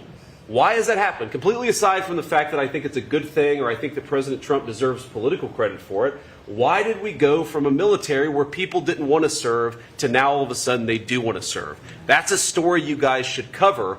But compared to that, how much time have you instead focused on the fact that we deported an MS-13 gang member with a valid deportation order? And why is it that the press is so focused on the fake BS rather than what's really going on in the country? I think that what we've shown, sir, is that you can do a lot. You can do a lot in 100 days, but you've also unfortunately revealed that too much of the American media hasn't learned the lessons of the past 40 years. Thank you, sir. Thank you. Thank you. Pam? President, your first 100 days has far exceeded that of any other presidency in this country, ever. Ever. Never seen anything like it. Thank you. Your directive to me was very simple. Make America safe. And despite that, we've still been defending over 200 civil lawsuits filed against you. On top of everything else, I think I'm representing every one of you in this room in some capacity. And no, you will not be arrested by the U.S. Marshals. Over 200 lawsuits, over 50 injunctions, and now we've got multiple cases in front of the Supreme Court, and we will succeed, and we are doing great in front of the Supreme Court, President, and we'll continue on with that. I was at DEA yesterday, and they said to me, you, Donald Trump, have taken the handcuffs off of DEA agents. And as a result of, since you have been in office, President Trump, your DOJ agencies have seized more than 22 million fentanyl pills, 3,400 kilos of fentanyl since you've been your last 100 days, which saved, are you ready for this, media? 258 million lives. Kids are dying every day because they're taking this junk laced with something else. They don't know what they're taking. They think they're buying a Tylenol or an Adderall and a Xanax, and it's laced with fentanyl, and they're dropping dead. And no longer because of you, what you've done. ATF, since you've been in office, President, along with DOJ agencies, seized 14,500 guns off the streets. Why aren't people reporting that? 651,000 rounds of ammo. That's up 151% from 2024. That's keeping America safe. We've rescinded death penalty. We are now seeking the death penalty on cases. I'm signing death warrants. We are going after terrorism. We are going after arsonists. Whether you're burning Teslas, we've arrested 9 people so far in 7 jurisdictions, no negotiations, 20 years in prison, or you're burning down the governor's mansion in Pennsylvania. We will be there to protect you. And I've been talking to Governor Shapiro, and he greatly appreciated you reaching out as well. ISIS terrorist, we got one in New York, right around the corner. We got an ISIS terrorist in New York. We have an October 7th task force. We just broke up a huge human trafficking ring by the Sinaloa cartel. 1,000 pounds of methamphetamine on our streets. Ton of fentanyl, 20,000 Molly pills. Those are the drug of choice among at clubs and bars for young kids. They were fake, but you know what they had in them? Fentanyl. That's 20,000 lives saved because of you, right there. We brought back 29 cartel members from Mexico in your direction, and one killed the Kiki Camareno, a DEA agent, in 1985, and many of us got to talk to his widow and his son, who is now a judge. And they started crying. They have tried to get that guy back forever, and thanks to so many of you in this room working together, they have justice. They were crying on the phone because of what you did, President Trump. Thank you. We're going after anti-Semitism. We're unleashing everything you told us. No more DEI, no more weaponization. We have rescinded, as I said, 200 policies. And I could go on all day long, but we are doing everything in our power to keep America safe at your direction. Thank you. Thank you, President. You're really doing a great job. Thank you very much. Okay, let's go. Nice to see you, Mr. President. Well, first of all, I think what you've heard amongst this team is the leadership, because it's given us the latitude really to collaborate amongst each other, not only in this room, as Jameson mentioned, we kind of get a break for a couple of hours here, but we stay in contact actually every other day that we're working for you. And I think what that says is, I was speaking to, for instance, the Farm Bureau of Texas yesterday. I'm not the Ag Secretary, but it matters to the workforce. I'm working with the other secretaries, Lutnick and McMahon, on education and the workforce investments that you've asked me to do. Because as you've come in and negotiated these great repatriation of these companies and the investments, we're going to need that workforce to build back this economy. And I couldn't see that more as I've kicked off my 50-state tour. We've been in 5 states so far. We'll finish all 50 states by the end of the year. And what we're talking to is the American workforce and these companies about what the market demand is. That's the difference, that we finally have made that connection. What do they need? How quick do they need it? And how fast can I get these either apprenticeships toward that million that we've put that lofty goal? We've already added 80,000 new apprenticeships already just since January. So at the Department of Labor, that tour is kicked off, and I couldn't be more honored to be on the ground and see my colleagues that we're passing in the skies, but we're on the ground together because we're all collaborating together. One of the things that we're talking about, illegal immigration, I have put states on notice. I warned all 50 governors that if they continue to reward illegal immigration by treating unemployment benefits as a handout, they're going to lose their federal funding as well. We can no longer continue to give unemployment insurance to illegal immigrants, and so I've let those governors, and I sent out that letter last week. We also eliminated discriminatory DEI offices within the department, specifically the Office of Federal Contract Compliance Programs. Most of our federal contracts were really just to focus on DEI enforcement. We were really punishing a lot of these companies. If they weren't complying, they weren't going to have a federal contract. We've let go of that program completely. $4.4 billion in unspent COVID funds came back to the Treasury from the CARES Act. Billions were collecting dust in these coffers, in the state coffers. We've asked for that money back to return to the Department of Treasury. We saved $250 million by canceling America Last, is what I call it, foreign handouts, including funding for things like transparency and accountability for Uzbekistan cotton industry. It doesn't make sense that we're funding, these foreign. And thank you to DOJ and to the government efficiency, what we have found with the fraud that we're seeing. I mean, some of these things are so ridiculous, you can't believe it. No, I write them down and I read them Peggy's more than once. cotton Like this polish? Yeah, it doesn't It make sounds sense. like a comedy sketch. That's right. And so again, with the executive order preparing Americans for high-paying, skilled trade jobs of the future, that's our goal. The trades is where we're being focused, but all companies, and we want to make sure we're on hand for that. And what I want to say is thank you to government efficiency, because you asked us when this transitions out, will our departments and our agencies continue that government efficiency? And I think that we surpassed that in the Department of Labor. Out of our 14,000 federal employees, 3,000 have taken the DRP, and we offered it again. So over 21% have taken that offer. And we'll keep our critical workforce, MSHA, OSHA, and wage and hour, and make sure our workers stay safe. So with your leadership, Mr. President, I couldn't be more honored to serve. I know we were probably the last to know each other, but we're getting to know each other well. And the team that you have assembled is really an honor to serve with. So thank you, Mr. President. You're doing great. Thank you very much. Chris, please. Mr. President, you ran on unleashing American energy, and 100 days have shown the tremendous impacts that can arise from the unleashing you have enabled. I'll hit a few highlights. Number one, oil, gasoline, and diesel prices are the lowest they've been in years. How does that happen in 100 days? That's a messaging. Your message that we're pro-energy. We're not against energy, we're for it. That sends a message to the marketplace that supply is easier to grow now and supply will be coming.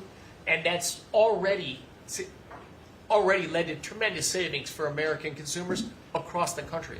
And we need not only more affordable energy, but we need a lot more energy. One highlight I think a couple of us have touched on is AI. This is a new, emerging, critical industry that's very energy intensive. It is not acceptable for the United States to not be the leader in AI. We must win the AI race and lead in that, and that's going to take a lot more energy. If you had not won election, we would not have won the AI race. Full stop.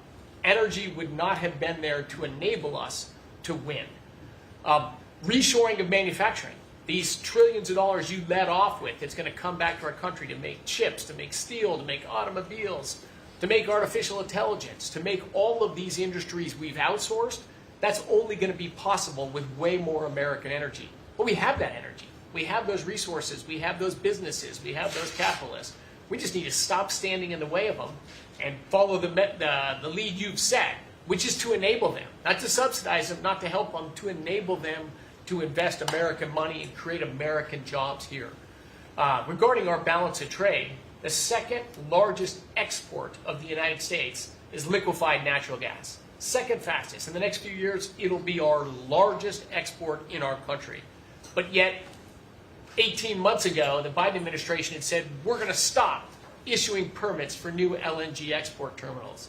That's just nuts. That's a great competitive advantage we have, huge balance of trade driver, a huge industry just coiled and ready to go. I just came back from Poland last night.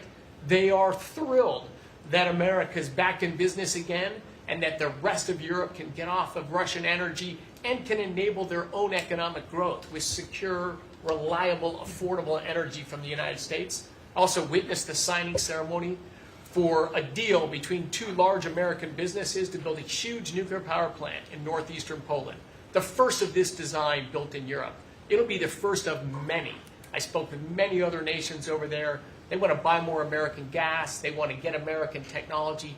They want to have a partnership with us. And they shared the message I delivered to Europe in my keynote remarks is that unleashing energy is the way you make your society safer, more prosperous, more free, and that these sort of over-the-top climate alarmism doesn't do anything to help the environment of our world, but it does impoverish people, it does reduce the security of your nation, and it makes you weaker. I think that's a constant message many of us around this table have brought to Europe. We want our friends in Europe standing up again and leaning in. A lot great is happening under your leadership. We're unleashing consumer products that Americans wanted to buy that Biden was making illegal. I'll be in Georgia on Friday at Renai's manufacturing plant. Tankless natural gas water heaters. Incredibly popular product. They almost became illegal. The return of common sense is incredibly welcome across this country, across the world. And back to Elon, that extra thing, we're going to deliver all of this with less people, less money, less burden on the U.S. taxpayers. Not smaller departments and smaller services, better, more thoughtful services done more efficiently and smarter. The way you'd have to run a business. We've got to get our fiscal house in order, and you and the people around this table are making it happen. Thank you, Mr. President. I'm honored to be here. Great job. Thank you very much. Please. Yes, Mr. President, you are 100% correct. The border is 99.99% safe, under control.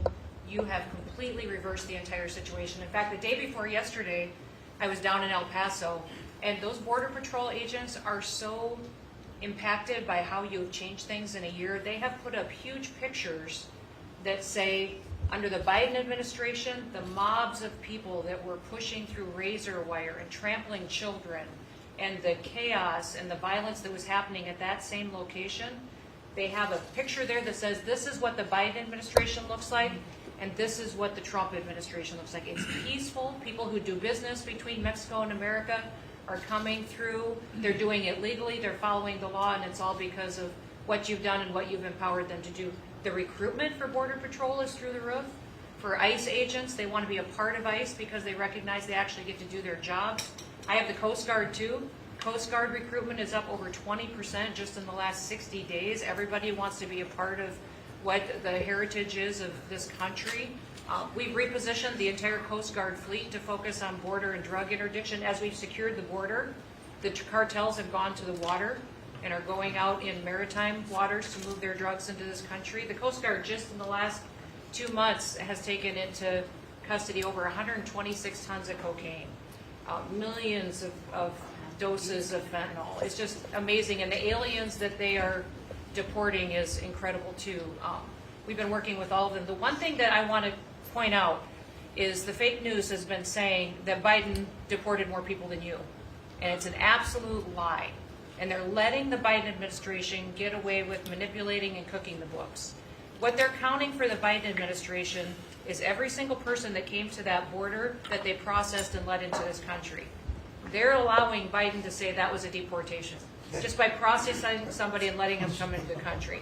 It's absolutely false. It's not true at all. You have deported over 250 known terrorists. You've deported thousands of foreign terrorist organization members and gang members, hundreds of thousands of people that were in this country illegally. We've collected $30 billion worth of tariffs through CBP, and we've also collected millions and millions, hundreds of millions of fines and penalties from people that have overstayed here in this country. So I just want to thank you. You've been a game changer. I want to thank Pete for his leadership at DOD and what they've done. I want to thank Marco for his diplomacy and getting us travel documents into these countries. Mexico has finally come to the table and now is going to take a lot more people that we're able to send back to that country. And the president of Mexico told me, sir, she turned around over 500,000 people in Mexico before they ever reached our border. We should be counting those as deportations because they never even made it to the border because she turned them around because you forced her to. So those are all people that never even came here because they got the message because you were so aggressive. So thank you for what you're doing. And every day we get to get up and do jobs that matter. And we appreciate Tom that. Holm is doing a great job. Oh, yeah, Tom's a great messenger for us. He just, Great. yeah, he's hardcore. Yeah, thank you. He is hardcore. Yeah, he is. No question about it. Kelly? Mr. President, it's such an honor to serve in this administration, and on behalf of Main Street America, for our 34 million small businesses that make up 99% of all businesses in this great nation, I have to tell you, under your leadership, Main Street is open for business again. They're thriving and they're investing. And the data that we have at the Small Business Administration, the loans that we're putting out, a record 26,000 loans in your first 100 days means that 2,000 small businesses each week are receiving that funding, that investment in the future. Small businesses create 2 out of every 3 new jobs in this country, and we've already seen under your leadership the jobs economy is back, manufacturing jobs are back. We've seen a 38% increase in manufacturing loans. We put out 1,500 manufacturing loans in your first 100 days. We saw startups increase by 54%, and we saw businesses under 5 people increase by 95%. So your leadership on the economy matters to every region of this great nation. I'll tell you on the manufacturing front, I'm out on a national manufacturing tour. We've met with 250 manufacturers, and as I walk through the factory floors, they all ask me to thank you for fighting for their jobs, for these industries, and for the people who are creating things from pharmaceuticals to aerospace, to food, and all these essentials that this nation needs to be independent and strong. And to that end, I'm working with Congress. We'll be announcing tomorrow an upsizing of our manufacturing loans to make sure that that economic engine, because 98% of all manufacturers are small businesses. It's incredible to walk through these factories that are really creating what you had in your first administration, the blue-collar boom. It's now a new-collar boom, because it's the intersection of technology and manufacturing and what they can create for our war fighters, for our aerospace, for pharmaceuticals with less than 300 to 500 employees, sometimes 100 employees. I was at a factory in Georgia on Monday that is creating machines to help with the Iron Dome in Israel. Less than 50 employees. This is the engine of our economy. It's the heartbeat of our communities. It's the small businesses that helped elect you because they needed your economic agenda. So thank you, Mr. President. It's such an honor, and congratulations on an epic 100 days. I do have to thank Elon. I do want to note, we just cut $3 billion in contracts because of Doge's work. That's $3 billion that hardworking families that won't have to work until April 15th to pay for the waste, fraud, and abuse that we continue to find in this government on behalf of taxpayers. So again, thank you, Elon. Thank you. Great job, Kelly. Thank you very much. Elon, I love the double hat, by the way. He's the only one that can do that. Get away with it. Well, Mr. President, you know, they say I wear a lot of hats. And as you can see, it's true. Even my hat has a hat.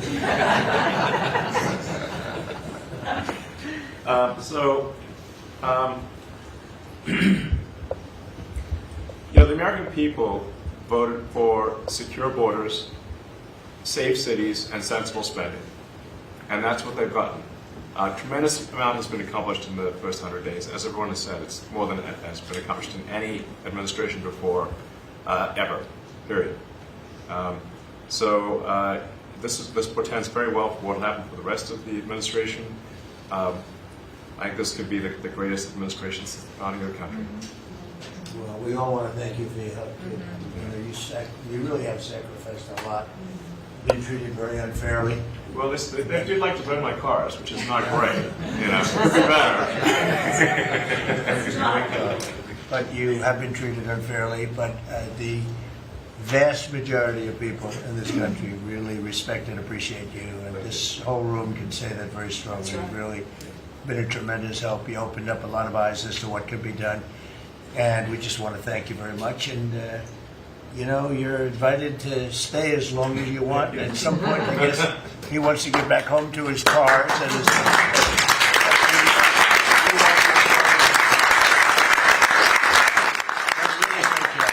You've done an incredible job. $150 billion. Think of this. Yeah. 160 now. Yeah. Yeah, 160. They said, oh, it could have been more. And a lot of stuff is being worked on. That number could be doubled and even tripled. A lot of things are being worked on that we don't count yet because it's not quite there. But you've done a fantastic job, and we appreciate it very much, Elon. Thank you. And it's also an honor to work with your incredible cabinet. I just like to say thank you, everyone. It's great to work with you. Thank you very much. Thank you. Mr. President, congratulations on this truly historic first 100 days of your administration, really only made possible by your focused leadership on delivering the mandate the American people gave you.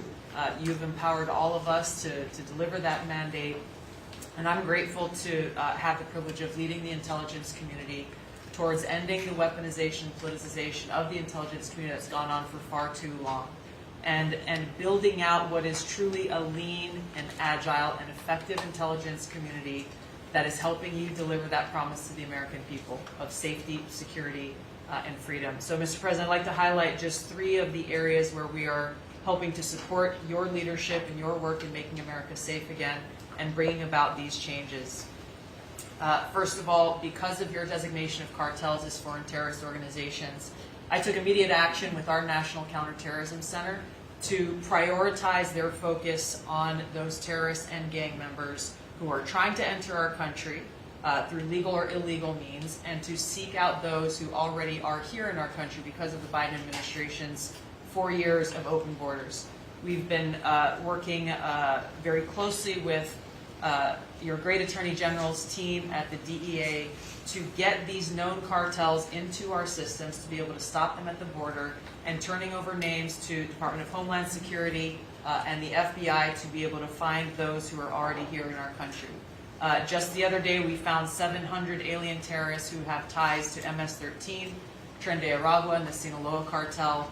Just yesterday, our NCTC identified almost 600 individuals with ties to other terrorists who came through our borders illegally, claimed asylum, and under the Biden administration were paroled here within our borders. Secondly, Mr. President, like too many organizations in the federal government, the ODNI has become very bloated with too much waste and abuse going on within the organization. We've done a few immediate steps. We are doing more. The ODNI is 25% smaller and more lean today than it was when I walked in the door and when you took office. Secondly, we have just this morning actually shut down a human capital office. As soon as you issued the executive order to stop all DEI activities, we did that, shut down the DEI office. But we discovered this human capital office that was essentially a slush fund for DEI initiatives, hidden under the guise of human capital, that closed down this morning, saving taxpayers $150 million. We'll soon be announcing an additional $2.6 billion in savings with other programs and contracts that do nothing to ensure our national security interests.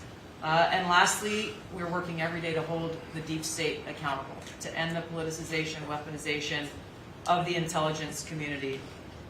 This past week, I sent 3 criminal referrals for illegal and unauthorized leaks to the media of classified intelligence for prosecution. We have 11 more that are under investigation.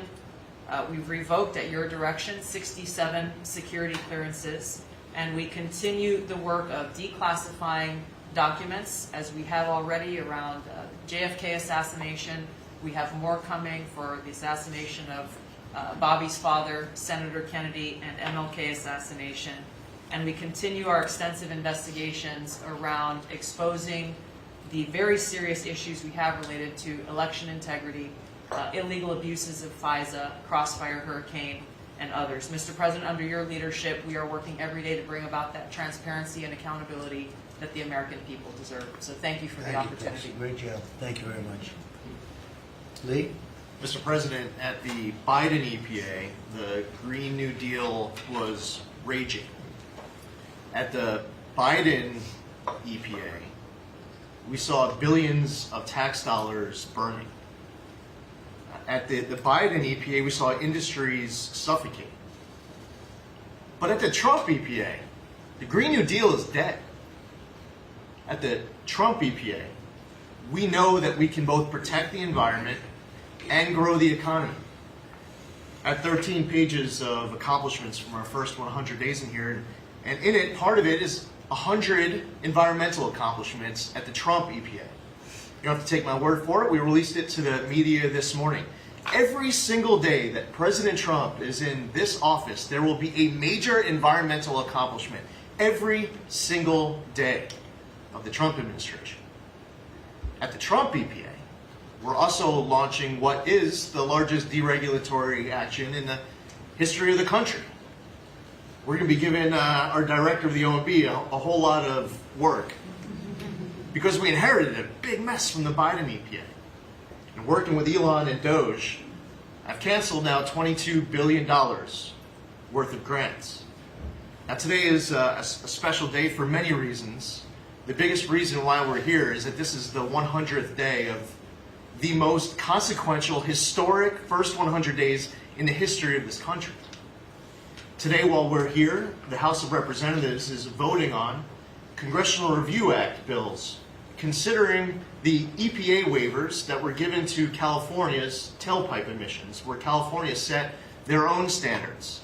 But there should be one national standard, and right now, Congress, on the House side, is going to be voting on that today. On a personal note, while this is a bit outside of the EPA jurisdiction, today is my last day serving in the United States Army. And I first signed up towards the end of the 90s. And I've had a chance to see a lot of national security teams over the course of the last 27 years. There has never been a national security team ever assembled that had the backs of our warriors like this national security team right now. And we have never had a president so deeply committed towards ending foreign wars instead of starting new ones. There's a reason, Mr. Vice President, why everyone is racing to join our Department of Defense. We have a Secretary of Defense who, with all due respect to our great president, would probably rather be swimming with Navy SEALs right now, be running somewhere in the Middle East with our service members. And from our Secretary of Defense to our Secretary of State, our Vice President, and more. I just want to say thank you as a veteran of our military for assembling what is the greatest national security team that I have ever seen in my 27 years associated with the United States Army. Has Pete signed off on this retirement leave? Is that Welcome to the end.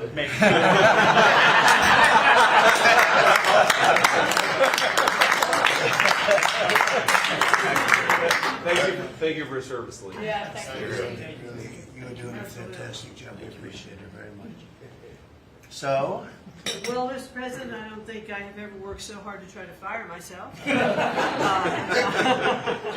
We're certainly making great strides in that. We've reduced the folks over at the Department of Education by about 50% now through our RIF program, and so we've closed a lot of the district offices, consolidated, so there are a lot fewer people working a lot more efficiently in the Department of Education.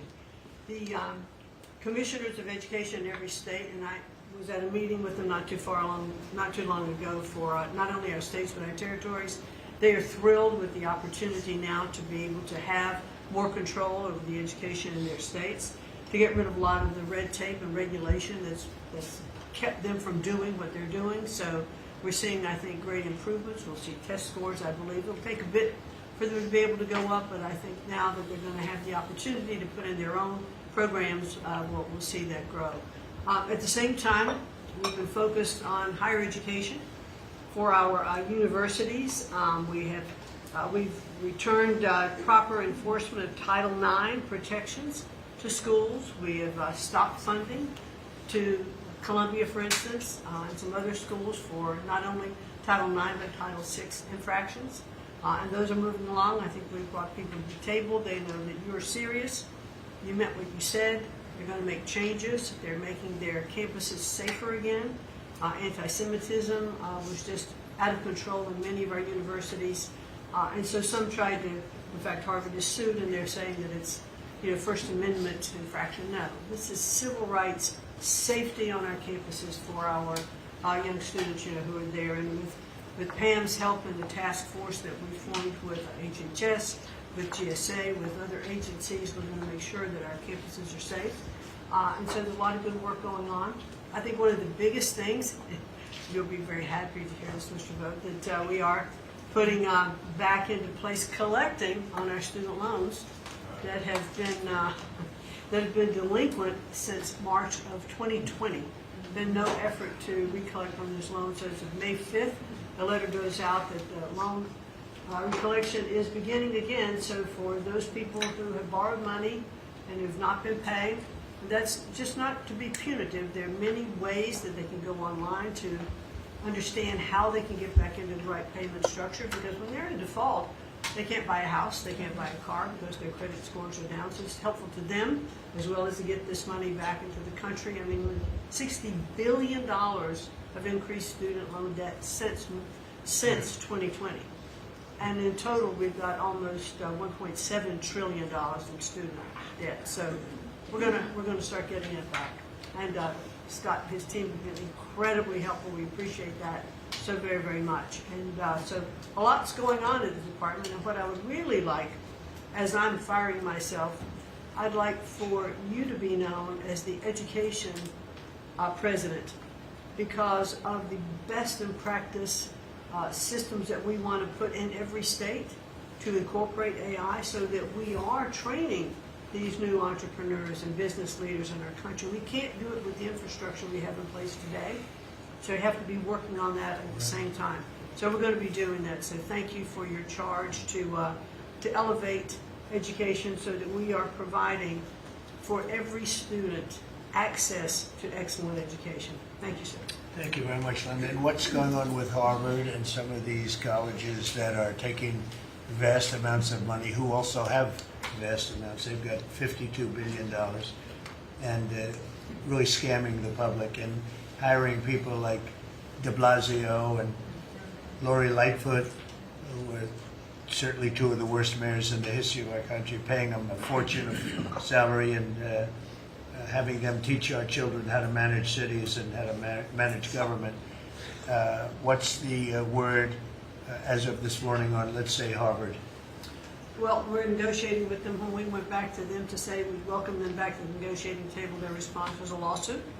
So Pam and her team are helping work with that. And I am, enjoying the fact not only am I firing myself, but I'm now being sued very regularly by different departments of education. But we're staying tough with them. The other thing that we're looking at also are the 117 violations of these big universities like Harvard and others who are not reporting, as they're required to do by law, foreign money that comes in and how much that is and where it comes from. And so that is And students. Yeah, and it's very serious. Where are these people coming from? Yeah, Yes, exactly. sir, we pulled back their grants because Harvard isn't responding to us criminal activity by their students. And until they give us that list, they're not getting any more grants from Homeland Good. Security. I think you should pull it back. We did. The students they have, the professors they have, the attitude they have is not American, and I think you should. A grant is a grant. We don't have to give grants. Exactly right. So we'll pull back the grant. All right. Very good. Thank you very much, Larry. Mr. President, thank you for your extraordinary leadership. Over the past 100 days, we are already making America healthy again. We announced last week the ban on the 9 petroleum-based synthetic dyes, food dyes. Within 2 years, within 2 months, we're going to ban the worst 2 of them.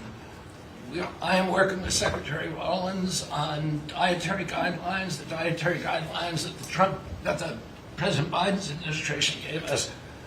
453 pages. They're basically unreadable. And they are the product of the same kind of politicized science that drove Fruit Loops to the top of the food pyramid. And we're going to do real science, gold standard science. We're going to develop within, we have till December to do it, but we are working very, very fast together. We're going to get it done by the end of the summer in time to drive change, major dramatic changes in the school food, the school lunch programs over the next school year.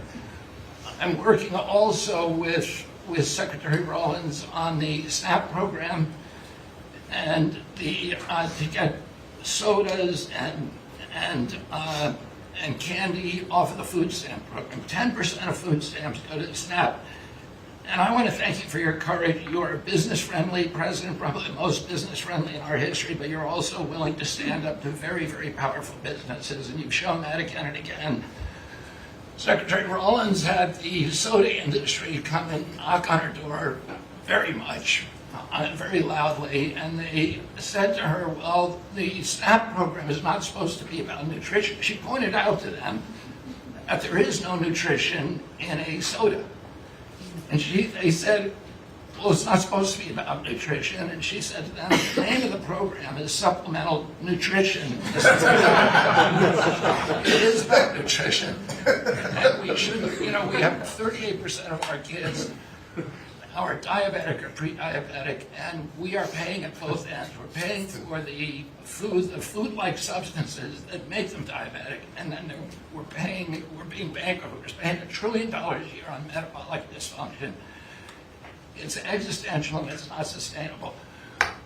We have, I visited Arizona, West Virginia, Utah, and Indiana in the last 2 weeks, who have all applied for SNAP waivers. We're encouraging, thanks to Brooke Rollins' leadership, all of the states to apply for those waivers. I also visited Utah, which is the first state to ban supplemental fluoride. Florida yesterday passed a bill to ban supplemental fluoride. I'm confident Governor DeSantis is going to sign that. We are working, Lisa Zeltman and I are working together to change the federal fluoride regulations, to change the recommendations, and we're looking at the science now. I want to point out that in August, the National Toxicity Program, which was an arm of the NIH, did a meta-review of all the science on fluoride and found that there's a direct inverse correlation between fluoride exposure and low IQ in children. So the more you get, the stupider you are. And we need smart kids in this country, and we need healthy kids, and thank you for your leadership. We're going to get there. We're reviewing the GRAS standards now we're revamping them to get 10,000 ingredients that are in our foods. The Europeans only have 400 ingredients. We have 10,000. There are chemicals we know nothing about. And we are going to stop that process, and then we're going to go back and look at these chemicals and make the companies either get rid of them or to label them. We've launched Operation Stork Speed. We're going full speed ahead to make sure that we have good, high-quality milk for children. We have launched the autism study at your direction. By September, we'll have some of the first answers. Within 6 months of that, we will have definitive answers, not only for autism, but for the etiology of a whole range of autoimmune diseases that have become epidemic in our children. We have ended HHS as the role as the vector, the principal vector in this country for child trafficking. And during the Biden administration, HHS became a collaborator in child trafficking and for sex and for slavery. And we have ended that, and we're very aggressively going out and trying to find these children, the 300,000 children that were lost by the Biden administration. And we have ended funding for gender mutilation surgeries and other kind of gender dysphoria practices. And thanks to Elon, we have saved $67 billion at our agency without compromising any of our critical programs.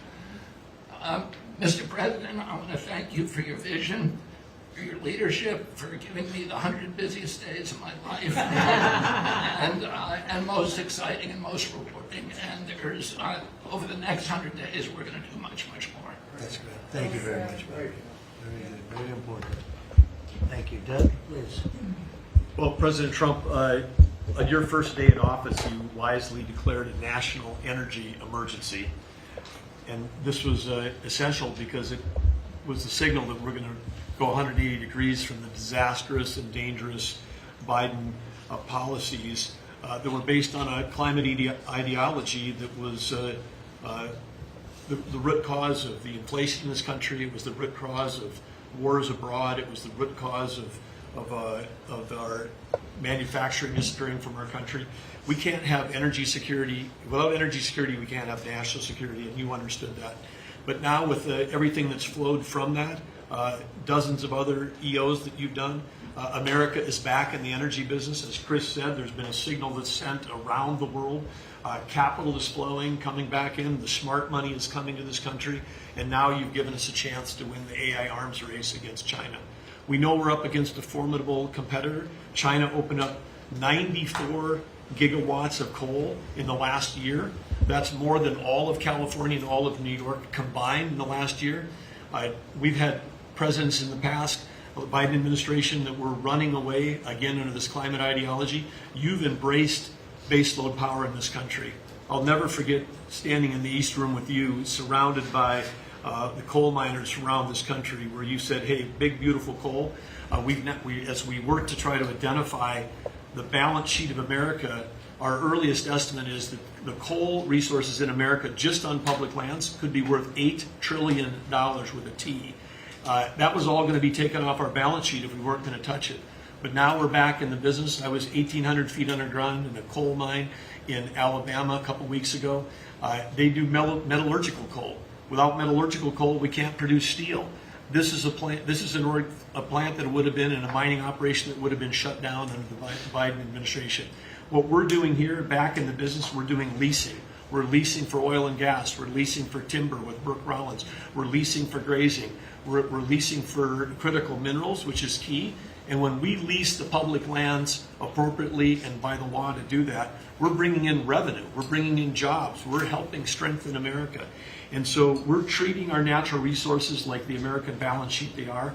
And America's resources, the 700 million acres of surface that's public, the 700 million of subsurface, the 2.5 billion offshore, all contain what we need to have self-sufficient supply chains. And so in this, we're focused deeply on critical minerals. The Biden administration put us in a real predicament right now. The whole trade team, the whole cabinet, Susie's jumping in, leadership across everybody in the National Energy Dominance Council. But of the top 20 critical and rare earth minerals that we need for defense, that we need for industry, China's controlling 85% of the refining for that. So we are running at warp speed 7 days a week to try to put ourselves back in business in that way. So, and I want to just close out by saying a couple other things. One is the border. Few people realize that 41% of the southern border is in Department of Interior. And then we've got a few more percent that come with Brooke and with the Forest Service. But that's been a risk area. Part of the reason everyone was pouring into our country, Biden wasn't enforcing the border laws. They definitely weren't enforcing it on public lands. And so again, using tying two presidents that had a great propensity for action, Theodore Roosevelt in 1907 created what was called the Roosevelt Reservation, 60-foot strip that go from Texas all the way to the Pacific Ocean, because he was worried in some future state there might be smuggling. I don't think he was anticipating human smuggling and fentanyl trafficking, but that has been largely unused. He gave us the authority to transfer that, and so working with Christie and working with Pete, we've transferred that to the DOD. So transferring land from the other agencies like Interior to the Department of Defense, and as Pete said, they can do the detain and assist with the military. And having been down at the border multiple times in recent week, I can confirm everything Christie said. The enthusiasm, the morale of that group is exactly 100% opposite of when Christie and I were down there as governors. I had Border Patrol people say that they were multi-generational service in that law enforcement that said, my wife and I are telling our children never to go into this thing, to go into Border Patrol. People this time were saying, I got a 17-year-old. As soon as they turn 18-year-old, they're signing up. My wife is thrilled. They're going into law enforcement. They're so proud to be serving with you. Everybody I've met, whether it's in a coal mine or at the border, law enforcement, the one thing they say on those trips is, please thank President Trump from all of us, the change that you're making. And I want to say especially this became very dear when we last week renamed a U.S. Wildlife Refuge in honor of Jocelyn Nungare. Jocelyn Nungare, of course, lost her life tragically to illegal Venezuelan gang members in this country in a horrific way. But her mother, Alexis, was at that ceremony. her grandmother was there, and Jocelyn's great-grandmother was there. There 3 other generations of that family were there. They all wanted to pass on their thank you to, and we've secured her name forever as a sanctuary, and really is saying that every child, every 12-year-old, every child in America should be safe in their own communities, and you've dedicated a beautiful piece on the coast in honor of her. So, President Trump, in your first term, when I had a chance to work with you as governor, you were courageous. The thing that's empowering this amazing group of people around this table, and you've probably assembled the greatest cabinet ever, is that this time you're not just courageous, you're actually fearless. And it's your fearlessness to take on the issues that other presidents would not touch, whether it's the work that we're doing with successfully streamlining and right-sizing government, or whether it's taking on the issues at the border, or whether it's embracing the power we need to win the arms race. You're fearlessly doing that, and that creates it just all of us can sprint because you're running ahead. So thank you. Thank you, Doug, and you are doing a great job. And with Chris, that's a pretty much unbeatable combination after 10. So thank you both very much. Thank you, Doug. It's great. Marco? Well, it's not easy to go last after all these reports that have come here. First of all, so I better be good, and I'll be short as well. A couple things, Mr. President. I think you deserve a lot of credit for 2 things. The first is assembling this great team of people. Some of whom I've known for a long time, others who I've gotten to know during this period of time, but putting together a team, not just of talented individuals, but that work well together. It's something never going to be reported on in the media or fully seen, but it happens every single day. For the most part, I interact with almost everyone around this table at some level, and because of Secretary Kennedy, I'm afraid to eat anything. So, At least in front of him. he said Tootsie Rolls are okay in moderation. But it's a great team. And here's the second, and I tell this to people all the time. This is incredibly rewarding service, and you hear it in everyone's voices. That traditionally in the past, and it's one of the problems we got in as a country, is presidents would say, okay, let's go do something, and then they would have to do a study, and then a study on the study, and then a long internal deliberative process, and by the time you got to it, it was too late, or somebody had forgotten it. In this administration, it's moving. You know the direction because you know why you were elected. The American people elected you very clearly, and basically it's measured, I used to say by days and weeks, now it's measured by hours and minutes, but action is happening. And that's what people want to see. And let me talk about foreign policy in particular, because I'm not sure this is fully appreciated. This president inherited 30 years of foreign policy that was built around what was good for the world. In essence, the decisions we made as a government in trade and foreign policy was basically, is it good for the world? Is it good for the global community? And under President Trump, we're making a foreign policy now was it good for America? I was appointed by you and confirmed by the Senate to be the head of the United States Department of State. Not the World Department of State, not the Global Department of State, the United States Department of State. And what that means is our foreign policy is guided by 3 things. Does it make America stronger? Does it make America safer? And does it make America richer? If something doesn't do one of those 3 things, and hopefully all 3 of those things, we're not doing it.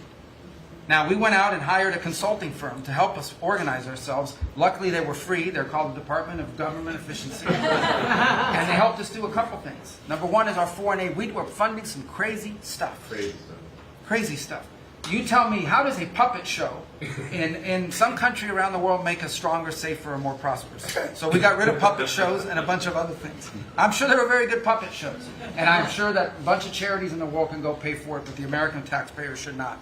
We've also, by the way, Mr. President, under your direction, reorganized the Department of State.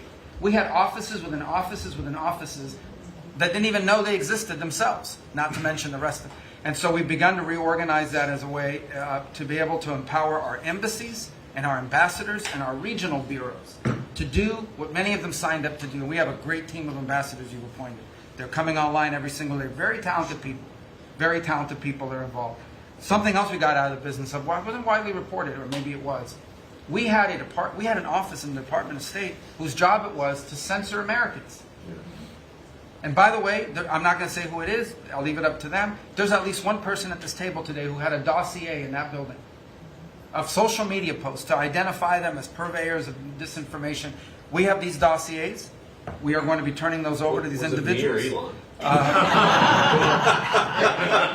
We can follow up with the media story. Well, we are going to turn over these dossiers to the individuals, and they'll decide whether they want to disclose it or not. But just think about the Department of State of the United States had set up an office to monitor the social media posts and commentary of American citizens to identify them as vectors of disinformation. When we know that the best way to combat disinformation is freedom of speech and transparency.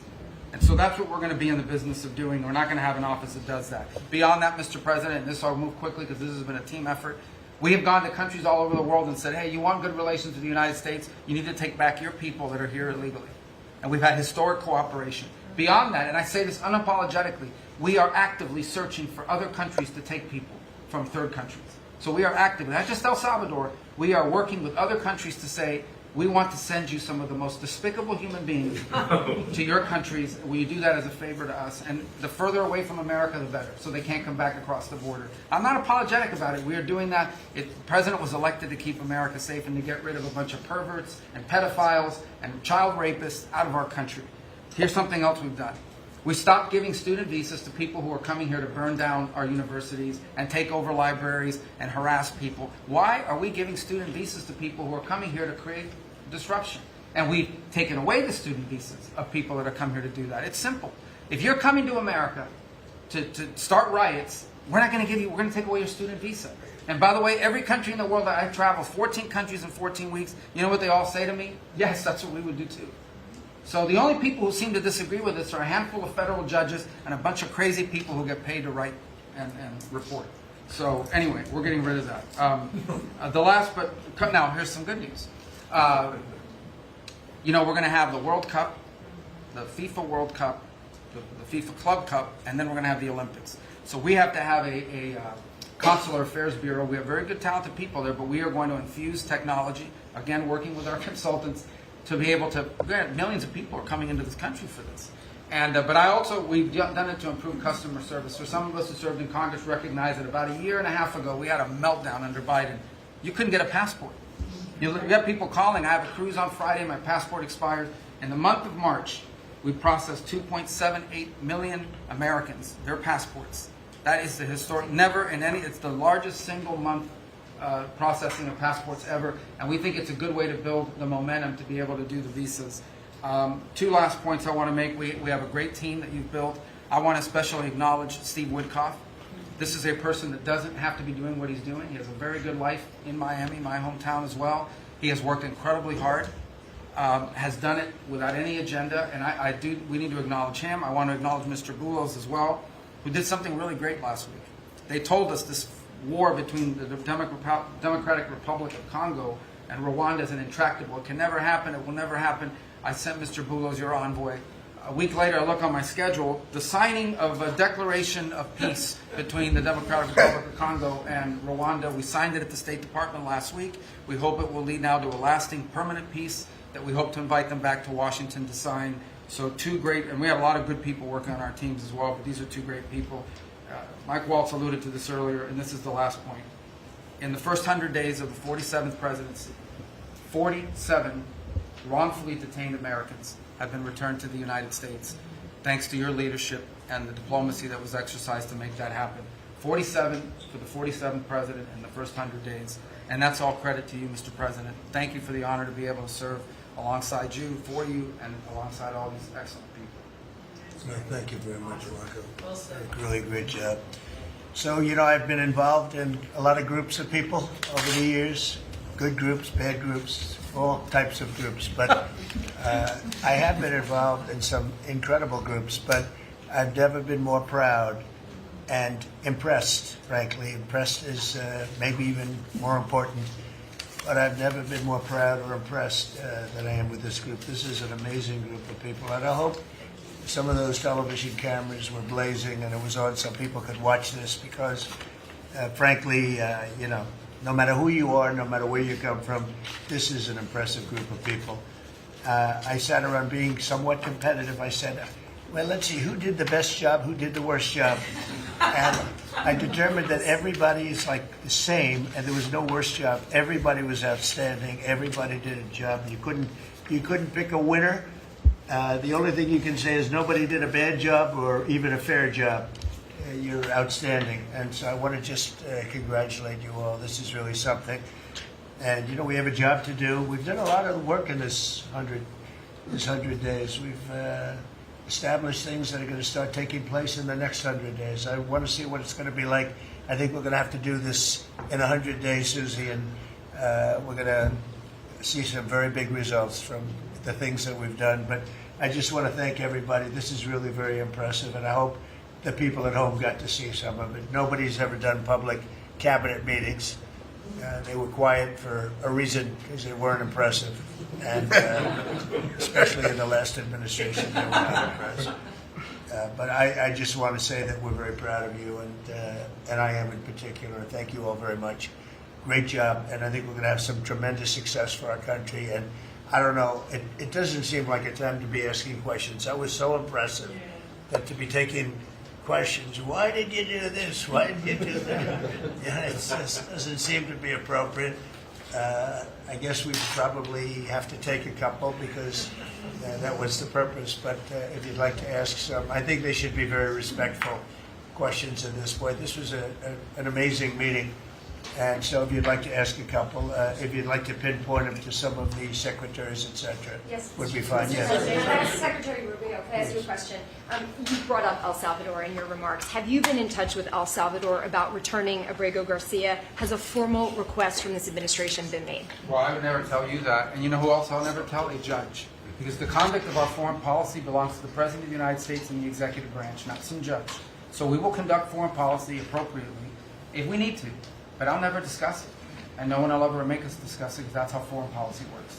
Mr. President, yesterday you told ABC News, Mr. President, you told ABC News yesterday that you could get Abrego Garcia back if you wanted to. Do you think President Bukele would turn you down if you made that request? I really don't know. I know that he's been a great friend of our country. He's gotten a lot less money than this would take from us if we were going to build these jails and do what he's doing. And they run a very professional operation.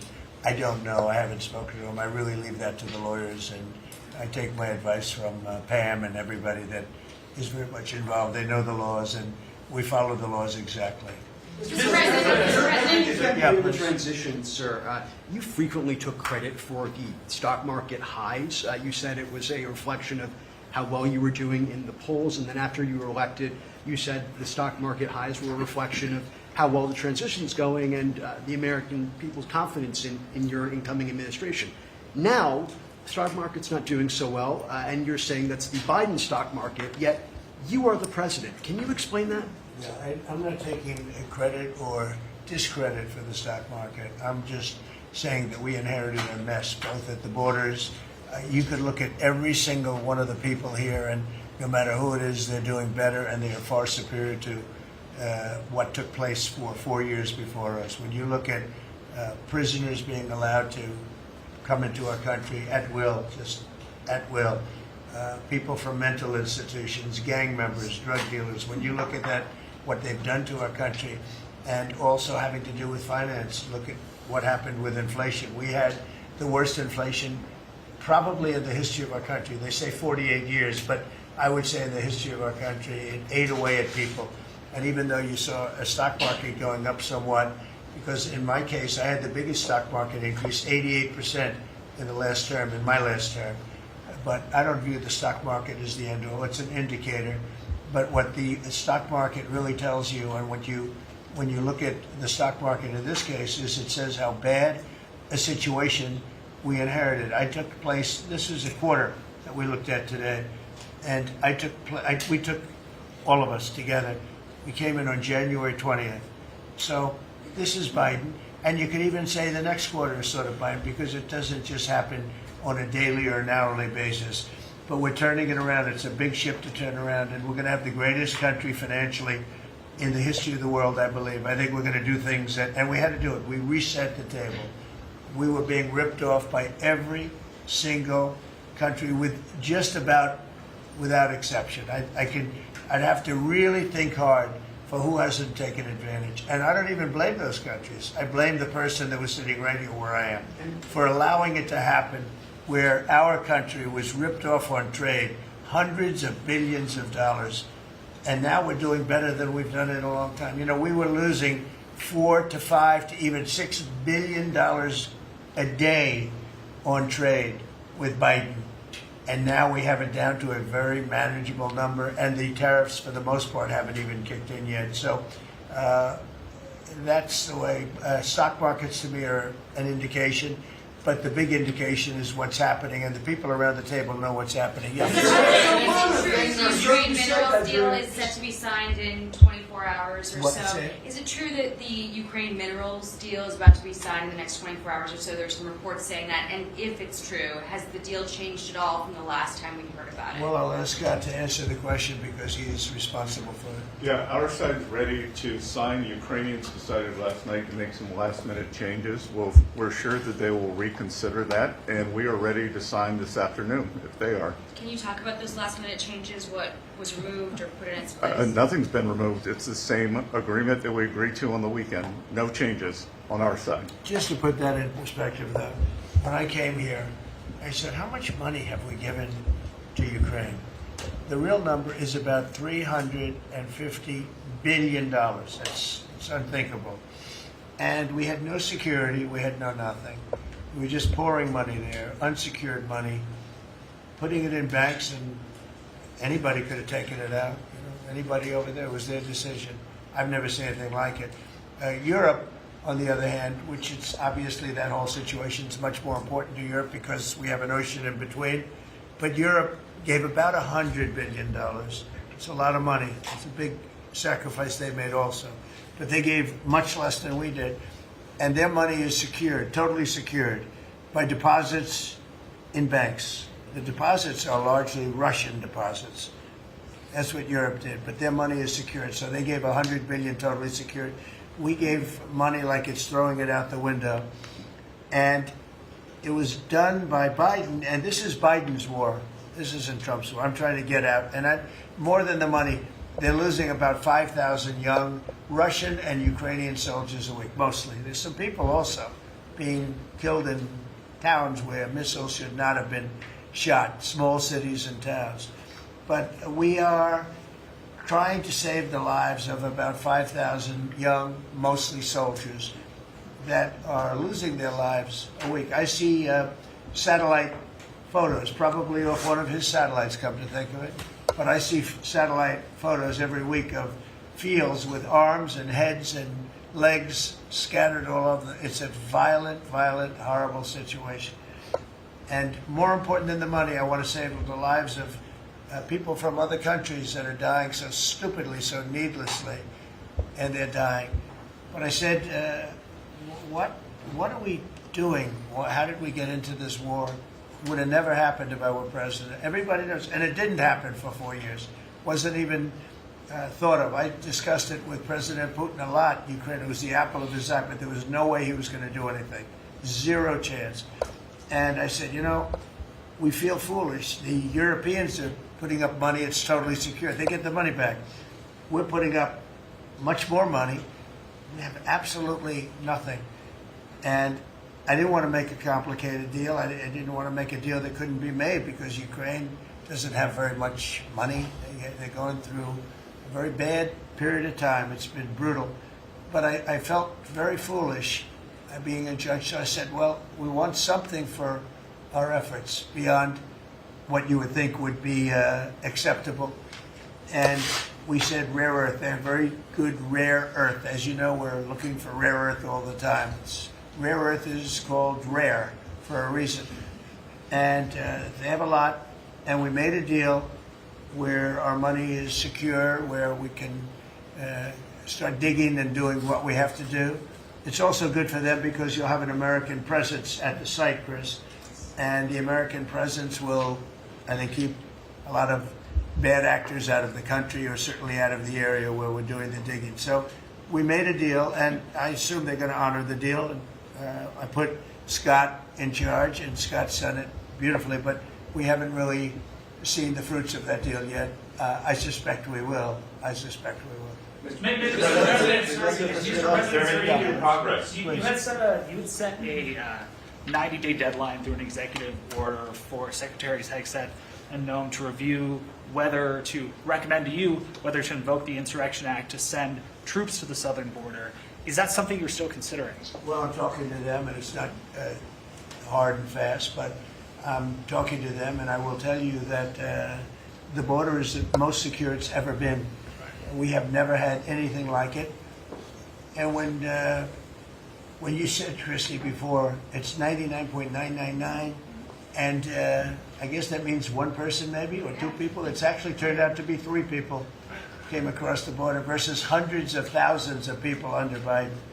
And we're talking about people coming. Look, people, they have souls, they have hearts. Many of them are good, but we have a country that's under siege. We have a country that really is I think it's under attack. In many ways, worse than under attack, because there are no uniforms. You don't know who the attacker is, so you really don't. It's not like you're fighting an army. You're fighting people. You don't even know who they are. But 11,888 murderers, many of them murdered far more than one person, are roaming. Now, some of them have already been caught. A lot of them have already been caught and taken out. But we're being impeded by judges from doing our job. And hopefully that situation is going to be solved, because I think nobody wants to have murderers and people from jail, and I mean for serious, serious crime. I remember the Biden people used to say, no, these are aliens that came into our country and they don't commit crime. I said, they don't commit crime. They commit worse crime. They make our criminals. Some of these people that they've allowed in through open border policies, the dumbest thing I've ever seen. You can look at some of these people and you say, this is not going to end well. But the people that they've allowed into our country are making our criminals look like the nicest people on earth. I will tell you, these are serious criminals. These are violent criminals. These are people that would kill you and wouldn't lose an ounce of sleep, and they wake up the next morning and they don't even remember it. This is a rough, tough group of people, and we've got to get them out of our country. And the law says, I believe, I hope, and I think Pam will be very successful in proving it, but we've run into, I would call them rogue judges. Somebody could criticize me for that. These are rogue judges. These are radical left, generally radical left, horrible judges. And we didn't lose all of these people. You know, we've lost a lot of people to death and to rape, all sorts of crimes committed by the people that poured into our country. And they came in totally unimpeded. Just come on in. And you see it every night. You'd see thousands and tens of thousands of people pouring into our country. We have no idea who they are. And to this day, we're looking for people. We have no idea. We hear that we have terrorists in our country that are so bad, they couldn't stay in any other country, but we're getting them out. And the group between Pete and Christy and Tom Holman and everybody working together, people that you would least suspect are reporting them, getting it, and the public is reporting them. The public is seeing. The public is calling and they're saying, you know, I live in a house and next to me moved in a group of people and they are very violent, and would go and would find out and would say, yeah, you're right, they were really violent, and we have information on most of them. So I just think it's incredible what's taken place. But we right now have a very, very secure border. Right now we have the most secure border in the history of our country, so I don't think we have to worry about your question too much. Mr. President, as Prime Minister of Canada ran against, not only against the Conservatives, but also against you. Yesterday, yesterday he spoke about American betrayal. Are you interested in rebuilding relations with Canada, and if so, how? No, well, I think we're going to have a great relationship. He called me up yesterday. He said, "Let's make a deal." You know, he was running for office. They both hated Trump, and it was the one that hated Trump, I think, the least that won. I actually think the conservative hated me much more than the so-called liberal. He's a pretty liberal guy. But no, I spoke to him yesterday. Couldn't have been nicer, and I congratulated him. You know, it was a very mixed signal, because it's almost even, which makes it very complicated for the country. It's a pretty tight race. But he's a very nice gentleman, and he's going to come to the White House very shortly, within the next week or less. Mr. President, when will you speak to President Xi of China? That'll happen. I mean, look, right now, and I told you before, they're having tremendous difficulty because their factories are not doing business. They made $1 trillion with Biden, $1 trillion, even $1.1 trillion with Biden selling us stuff. Much of it we don't need. You know, somebody said, oh, the shelves are going to be open. Well, maybe the children will have $2 instead of $30, you know? And maybe the $2 will cost a couple of bucks more than they would normally. But we're not talking about something that we have to go out of our way. They have ships that are loaded up with stuff, much of which, not all of it, but much of which we don't need. And we have to make a fair deal. We've been ripped off by every country in the world, but China, I would say, is the leading one, the leading candidate for the chief ripper offer. There has never been a country that's been ripped off more than the United States of America under some of the dumbest leadership, and it usually starts with the president. And you can go back, and I'm not just talking about Biden. It's been the worst. I mean, the trade deficits and everything else, he's been the worst. But he had no idea what he was doing. And I think somebody ought to look at the auto pen to find out who was really running this country, because it wasn't Biden. Because nobody could agree to what he agreed to. I mean, he put our country at risk, at tremendous risk, and fiscal risk, financial risk. So I think we have it very much. I really believe that the next 100 days is going to be even better than this. Look, I read an editorial yesterday from a group that normally wouldn't write a good, that this is the most consequential presidency in history, in the history of our country. This is not a particular group that would write that kind of an editorial, but they see what we're doing and what we had to do. And I believe if this group, not just me, if this group wasn't here, I think our country was going to be in, if it was lucky, just serious trouble, but a lot worse than that. I think our country could have been a total disaster. Bad things were happening with our country, and we've stemmed the tide, we've turned it around, but we're going to really turn it around over the next 3 years, 3.5 years, we're going to turn it around, and then hopefully it'll be in such great shape. That's my goal, to put it in such great condition that it can't be destroyed. Do you believe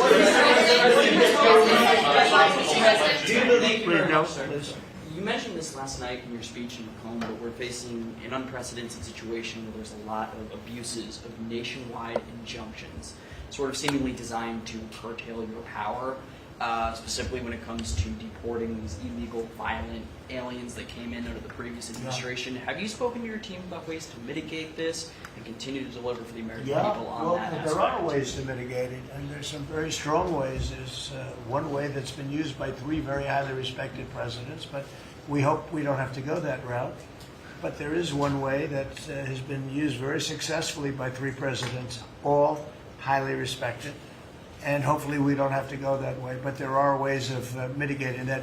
I want to thank you all very much. I thought this was an incredible cabinet meeting. I think there's probably has never been a cabinet meeting like this, and you've never seen it on tape, that I can tell you. And I want to just congratulate everybody at the table, but we have a lot of work to do, but we're off to a great start. Thank you very much, everybody. Do you enjoy, Mr. President, leaving the White House back second time? Thank you, How's your life? Thank you, everybody. I'm working hard. I like my life. I'm working hard, but I like it because we're doing a lot of good for a lot of people. Thank you very much. Thank you. Thank you, everybody. Thank you.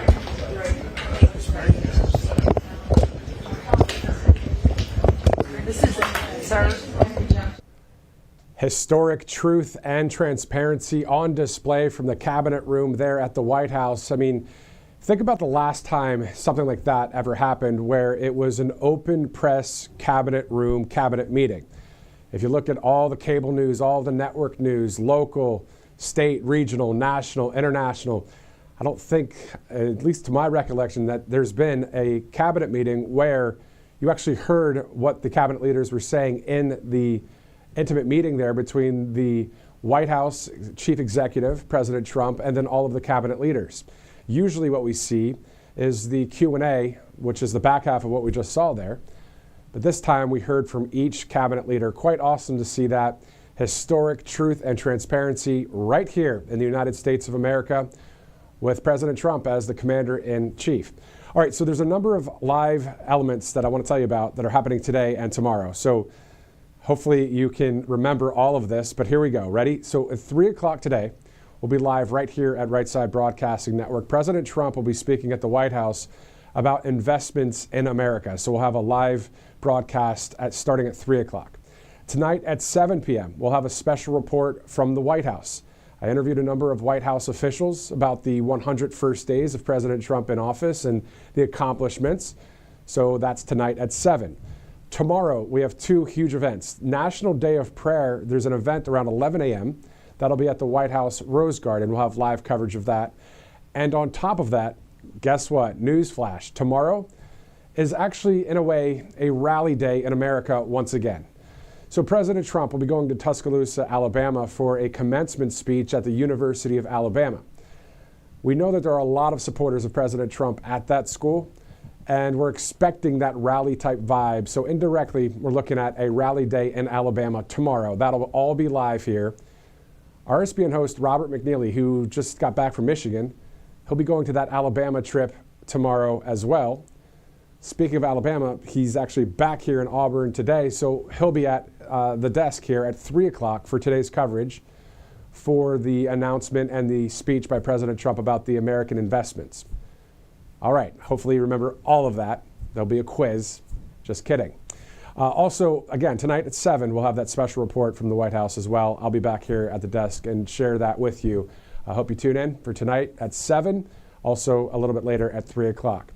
If there's any America First breaking news or any other stories that happen from now until then, we have you covered here at the network. We'll always be ready to go when it comes to whether it's in studio, live on the channel right here, or on the internet when it comes to social media platforms, as we are, of course, internet-based, but streaming live all over the place. Thanks so much for streaming in for this coverage. We have a number of sponsors to thank, and then we'll wrap up the broadcast as we get ready to continue to cover the next 100 days of President Trump and into the future. And I did look, the next 100 days from now, August 8th, 2025, President Trump was joking, saying maybe we'll have another open press cabinet meeting in 100 days from now. So maybe it's on August 8th, who knows? All right, let's look at the few sponsors here. Colonial Metals Group, freegoldguide.com/RSBN. freegoldguide.com/RSBN is the place to go for the free info kit for Colonial Metals Group. Let's go to freetrumpbook.com. Great Mike Huckabee, the former Arkansas governor, and of course the U.S. ambassador to Israel, also writing great books along with he and his staff there. So freetrumpbook.com. Let's shift over to one more sponsor, mypillow.com. The great Mike Lindell, the closeout sale for the Percale bed sheets, all colors, all sizes, $25. There you go. Text or use the promo code RSBN for quite a discount for mypillow.com. All right, so it's 1:43, Wednesday, April 30th. You're looking live there in Auburn, Alabama. Tomorrow will be quite fun because the commencement speech will be just up the road, about 2.5 hours in Tuscaloosa for the University of Alabama. President Trump will be there for that. We'll have our coverage there live as well. Looking forward to it. For all of us here at Right Side Broadcasting Network, thanks so much for streaming in this live cabinet meeting. I'm Matthew Alvarez. We'll see you later at 3 o'clock and also tonight at 7.